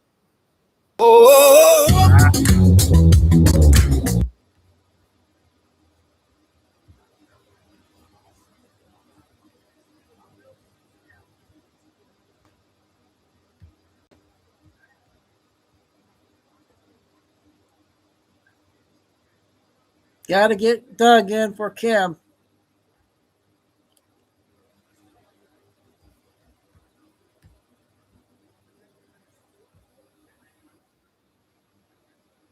Because together we're voting. We're going to continue to root this on and pray for this to continue. Watch this lady.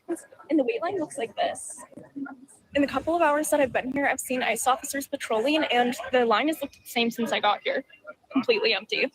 So if you see wait times go down while you're traveling, you may just want to thank an ICE officer. Earlier this morning, travelers may have experienced a little bit of a wait time, but since I've been here, the lines seem to be moving fairly smooth. Airport lines are vanishing across the United States. Now, I'm just going to show you what Chuck Schumer said yesterday, which proves he's an abject liar. So here's Chuck on the left first, what he said would happen if ICE agents helped at the airports. Everywhere ICE goes, trouble follows. We've seen that. And it is highly likely the airports will be no exception. No one trusts that ICE is going to make things better. So his prediction, a known liar, would say ICE won't make things better. Here's this young lady. Again, ICE agents have arrived here in Philadelphia, but I do want to point out this is an empty line in the middle where travelers come to check in for TSA. Yesterday, this was all the way back to the garage. So good news today, lines aren't too bad. We're live from PHL. Brianna Gallagher, Channel 6 Action News. Oh, so Chuck Schumer, fear-mongering. I wonder what else Chuck Schumer's lying about. You guys can help me with that. And now a word from our sponsor, Chapter. I'm just real quick going to read this one from you because Medicare is too complicated for me to figure out. It might be too complicated for you to figure out. I'm just going to read this one as an example. Doug, thank you so much for Chapter advertising. I talked to a representative yesterday and she was so helpful. My issue is quite complicated as I have weekly dialysis, a multitude of prescriptions, my current plan in Texas, but I have been living in Thailand for over 3 years and I'll be moving to Arkansas in May, hoping to get on a kidney donor recipient list. Every cost here is out of pocket. Otherwise, I would be a rich man here. But she has guided me to a monthly fee of $156 and I will have no out-of-pocket costs. This fee is about the same cost as 1 week's worth of treatment. I used to do Uber driving in Nashville. Now, yes, it's complicated, that kind of complicated. Only Chapter are the ones that I trust to help you navigate what is over all of our heads figuring out Medicare. Call that number, 631-961-8696, and tell Chapter that Doug in Exile sent you. Okay, we're going to hear from another nice lady right here from the airport. They welcome ICE. Bother anybody? I'm okay. I was concerned about people. So they're not bothering us. Let's get it done. You're concerned about people and Chuck Schumer is not. That's the big difference. Here's Trump visiting Memphis yesterday because it's not just the airports that are being affected by ICE and our agents and Trump efforts. He's fixing crime. Even in crime-ridden Memphis, their crime statistics are crashing down. This is Trump with Memphis local news, Fox. We're talking about the task force. It has had tremendous success as far as crime numbers. People feel safe walking downtown again. Here's our question. How long will you keep the federal forces here? Well, as long as they want them, and they really do want them. In fact, some of the people say they became a landmark. They became like so beautiful looking at strong, great people that want to take care. So we're going to keep them as long as you want. But your numbers are, you're down 75% in crime. You're going to be down to 80 or 90%, maybe even higher than that. And that'll be over the next 2 months. And I think we'll keep them as long as you want them. Okay, I think a lot of people would say a long time. Trump's forces arrive, crime stops. Chuck Schumer arrives, crime begins, and lies begin. Here's another cool couple over at Phoenix Sky Harbor Airport. Nothing but good news to report. When you see ICE agents, being deployed, what goes through your mind? I like it. I mean, I think Trump's doing a hell of a job. I like it. Most of the travelers we spoke with say, while it's disappointing the current shutdown is having a negative impact on TSA staff, they're pleased to see ICE agents stepping in. They're protecting us. Yeah, they're protecting you, and they're dropping lines. Lines are shrinking everywhere they show up. Now, here's Cory Booker with what happens if the SAVE Act passes. Again, he has the Chuck Schumer terrifying lie line. Trump's usual bluster. He has again made this grand statement: I'm not going to sign any bill that comes to me unless the SAVE Act comes to me first. The SAVE Act is a massive voter suppression bill that would make it very difficult for millions of Americans to deal with the long lines that he created in the first place. This is an outrage. But I want to say one thing. He's misleading the American people. He's lying. Especially women who have changed their name on their birth certificate no longer matches the name on their real ID or driver's license. It would cause chaos to voting and really shrink the voting rolls 5 or 10%. So is he admitting that 5 or 10% of our voting rolls are by illegal aliens? Those are the only ones that need to fear. All the other ones that he said are lies. Married women who change their name are going to easily be able to vote. Here's Tom Homan. Tom Homan says ICE will be making arrests at airports and the TSA, which is making America safer. Trump made a brilliant move this week, and he called me and says, let's send ICE to the airport. I thought it was a smart move. And we're filling the holes. The wait lines are already dropped. Plus, we're doing a security function at the airports. We're going to arrest criminals going through this airport. We're going to look for human trafficking, sex trafficking, money smuggling. We're going to be at the airports working with our brothers and sisters of TSA. They're our brothers and sisters within DHS. President Trump made a smart move. We're going to keep the airplanes flying. We're going to get the American people through those lines quicker.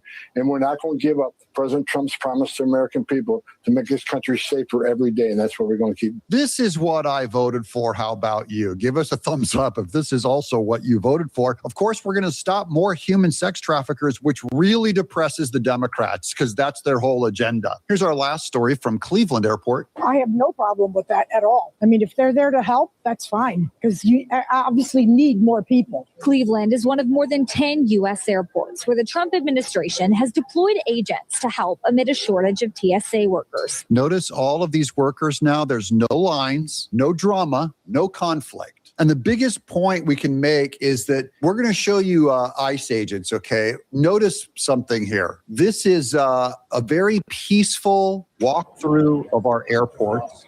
No one's bugging them. Do you know why?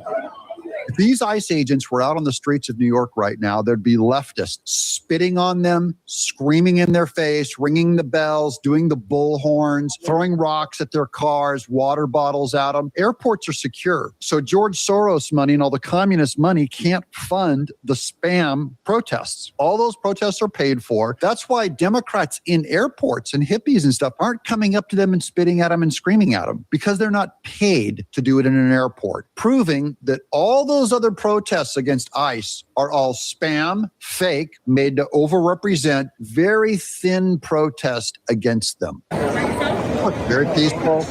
Everyone's getting on. No one's screaming at them. And no lines. Thank you, ICE agents. Here's news that congressional staff are not going to like. Delta Airlines is suspending its special congressional desk services for members of Congress until the shutdown is over. So Delta Airlines are not giving Congress no money until TSA is fully funded. I think that's a good move from Delta Airlines. And Congress, yeah, they should not be making money if TSA agents aren't getting paid. Here's Trump just made ICE at airports permanent. Schumer just lost his leverage. Chuck Schumer shut down the DHS funding to defang ICE. He may have just handed Trump a permanent ICE presence at every major airport in America, just what we wanted. Trump has announced ICE will remain at airports indefinitely, and borders are. Tom Homan just explained exactly what that looks like on the ground. So another huge loss for terrible, big mouth, lying Chuck Schumer. I'll let Scott Jennings walk us out on this episode. You know, I live in airports, and if you're a TSA agent and you're watching this, thank you for showing up, because the people who were there are doing a thankless job and under under terrible circumstances. But the reality is ICE agents went today, wasn't a single problem. I saw a report on CNN this morning, Atlanta was a disaster. By this afternoon, it was pretty well managed. And Therefore, Trump again told the truth. Chuck Schumer again lied. We have the same agents as always. It just took a different man in charge to make those lines remove. And now Chuck lost his holding America hostage and innocent people hostage to try and protect illegal alien voting. I'm Doug in Exile. Okay, the last one, you guys. The second Doug, about 10 minutes.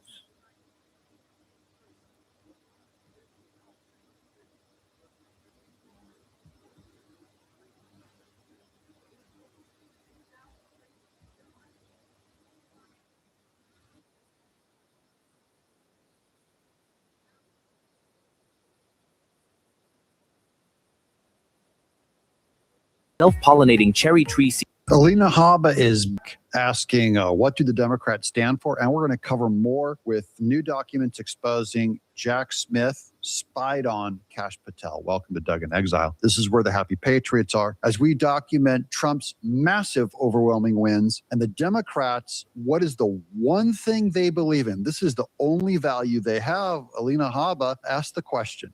No, it's not simple to fix in this country because we have a divisiveness that is so blindfolding to the Democratic Party that they literally will not keep America safe. That is what this is about. Right. So we care about politics more than protecting our country from illegal immigrants coming in and raping our children or hurting our people. Happening. That is literally the priority. They don't even know what the hell they stand for. They don't even know what the H they stand for. I'll let you guys in the chat tell me what you think they stand for. Have you guessed what is the one thing the Democrats stand for? There's only one standard that they hold to. Everything else, they will defend predators. They will defend illegal criminals. They will defend murder. They will defend long lines at the TSA. They will hope and pray that we lose the war in Iran. They'll hope gas prices stay high, all because of one thing that they actually believe. Have you guys figured it out yet? Now, this is from a post on Twitter. They've been doing this for literally a decade. At the same time, they ask why nobody takes them seriously. This is what Democrats have done regarding Trump. They say it's Russiagate. That was proven to be a lie. They say Trump is a convicted felon. That was, of course, something they manufactured, but proven to be a lie. They say J6 was an insurrection by Trump. Again, that was a Jack Smith lie. They say it's E. Jean Carroll. E. Jean Carroll hasn't gotten one dime, likely a lie. They say it's classified documents leak at Mar-a-Lago. Lie. They said that it's pulling him off the ballot. They tried pulling him off the ballot. Also, false, didn't work. Butler, Pennsylvania, they tried taking Trump out. Didn't work. This is about Democrat plans so far that have only failed. And we're still going to ask the question, what do Democrats stand for? I'll say it's two things. Number one, they have to get Trump, but we'll get to that in just a second. This is a huge one. This is for Habba. This is just today. Judge appoints new U.S. attorney for New Jersey after Alina Habba. Other officials were disqualified. So the Democrats were able to successfully block Alina Habba, and then Trump's time ran out with her, so we had to appoint someone else. So they have a new prosecuting attorney in New Jersey named, where's the name? Oh, Robert Frazier. And the administration approved him, so that's good. Here's the second thing the Democrats stand for, and that is attacking and ending free speech. The Democrats can't win as long as you and I have free speech. So they're attacking it, not just Democrats, but leftists in every country. And the last bastion of it, holding by a thread, is Elon Musk's Twitter. I think free speech is hanging by a thread globally, and that thread is Elon Musk. Literally, that's it. And you can, I would praise Mark Zuckerberg when he moved away from their censorship system to a system more like Elon's. But what's happening on X right now, in the change of consciousness and the way that he's changed the algorithms, to allow for, much more diversity and, let's be honest, a lot more right-wing content than anybody had even been aware existed. I wasn't even aware that this quantity of right-wing content was possible. That was deliberate because they wanted you to think that we were smaller than we are. They wanted you to think that we were less popular than they are. So you couldn't even imagine the amount of right-wing content that we're getting now. But all that's happening now is it didn't start becoming more right-wing. It was already there. There was a gatekeeper that kept our content from getting out and revealing just how popular and mainstream we are. In other words, I'm going to prove to you by the end of this episode, I have a final quote, just stay to the end, where it shows how MAGA and Trump and conservative patriots are bigger and more successful than ever. I'll prove it. I'll show you in a statistic. Until you start to see it. And very politically, very, controversial things around race are being talked about migration. Part of me wonders how long it'll last. Like, I just kind of go, it's such an extremely unusual moment to have this level of free speech on a platform. We've never seen anything like it. We've really not seen anything like that level of free speech since, I think, before the beginning of the 20th century, really after the revolution up until, World War I. You had pretty high levels of free speech. You couldn't really control it because it was printing presses. What's happening now is absolutely extraordinary. So I think the establishment, they're desperate to either shut it down or censor it. Elon himself said the other day, very accurately, and we've been saying something similar, is that they're just looking for justifications to censor.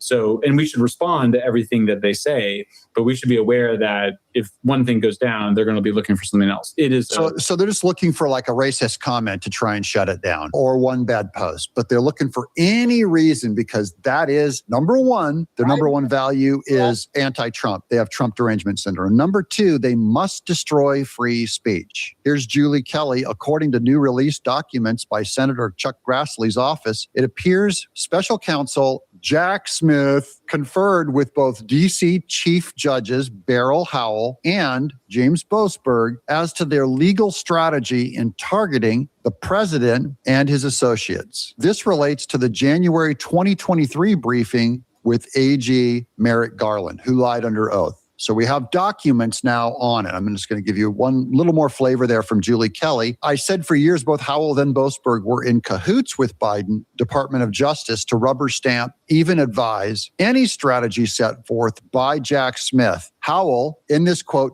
loves the idea. So they're not an impartial judge. Now we have proof that they're totally lying, totally biased against Trump. Here's Ted Cruz on those same hearings about Jack Smith. Watergate was about a handful of files in a single office. This reached into tens of thousands of private communications, emails, records, and personal data. Now, we all remember Watergate. Everyone had a big cow. Oh, tricky Dick Nixon. Nixon lied. I'm not a crook, over one file. This is tens of thousands of files where Jack Smith was spying on American citizens. Massive cover-up. Kash Patel found these covered up in a room, a dark room, where they were trying to hide them forever. Toll records, bank records, donor lists, law firm records, and other personal files relating to every major conservative organization were subpoenaed. Watergate. So this is a breach way beyond Watergate. And they don't want America to put it together, of course. Catherine Herridge breaking Arctic frost records. This is going to go to busting Barack Obama. It's going to take a while to put all this together, guys, but it's coming. Arctic frost records via Chuck Grassley and Senator Ron Johnson, via Ted Cruz, includes subpoena for FBI Director Kash Patel, phone records when he was a private citizen.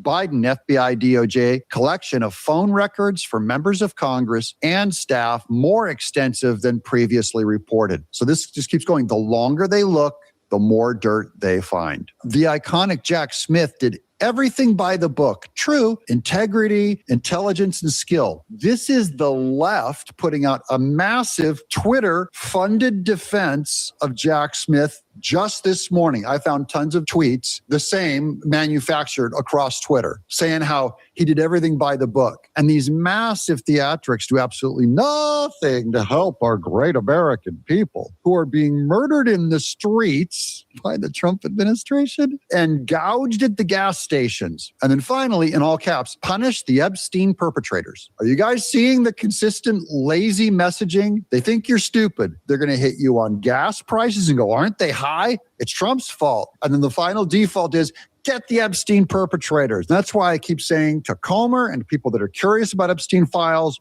drop it. This is a giant left-wing strategy. Here's Molly Hemingway. It's blistering opening statement for Arctic Frost hearing. Ted Cruz shows how Democrats spying and targeting of Republican opponent post-2020 was enabled and executed by Democrat officials in all three branches of government conspiring with each other. So this is a massive conspiracy. And finally, the good news. This is the final win. Here's your dessert because you guys sat up straight at the table and ate your peas, ate your vegetables. Here's YouGov. Percentage of Republicans who identify as MAGA supporters hit an all-time high. This is recent. Why? Why is that important today? Because everyone asked when Trump came on the scene, would the Republican Party be able to get rid of Trump and go on with business as usual? Or would Republicans slowly start becoming more MAGA, a little more populist and a little more effective with teeth? That proves it. In November 10th of 2025, we were at 58% of Republicans identified with MAGA. In January of last year, it was 57%. In March of this year, March 13th, that's 2 weeks ago, it was 59%. We just gained another 6%, guys. As of March 23rd, that's yesterday, we're at 65% of Republicans identify themselves as MAGA, the highest percentage yet. We're not divided and we're not lost and scared. Trump's winning. The Republican Party is being healed. It's becoming more MAGA. 65% higher than ever. Give us a thumbs up. Leave a comment. That's your free speech right. They don't want you to talk. They don't want you to comment. Tell us what you think and exercise your free speech right while you have it. I'm Doug in exile.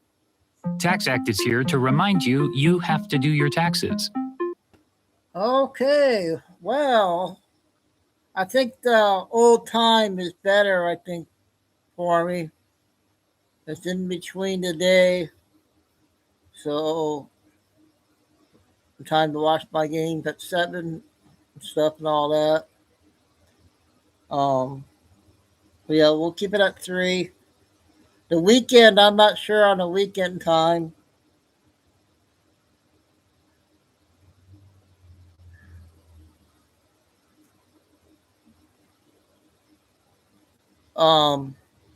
So thanks for dropping the links.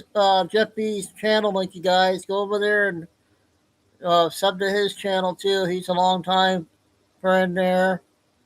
He just started up his channel. I'm gonna head over there too. So thanks.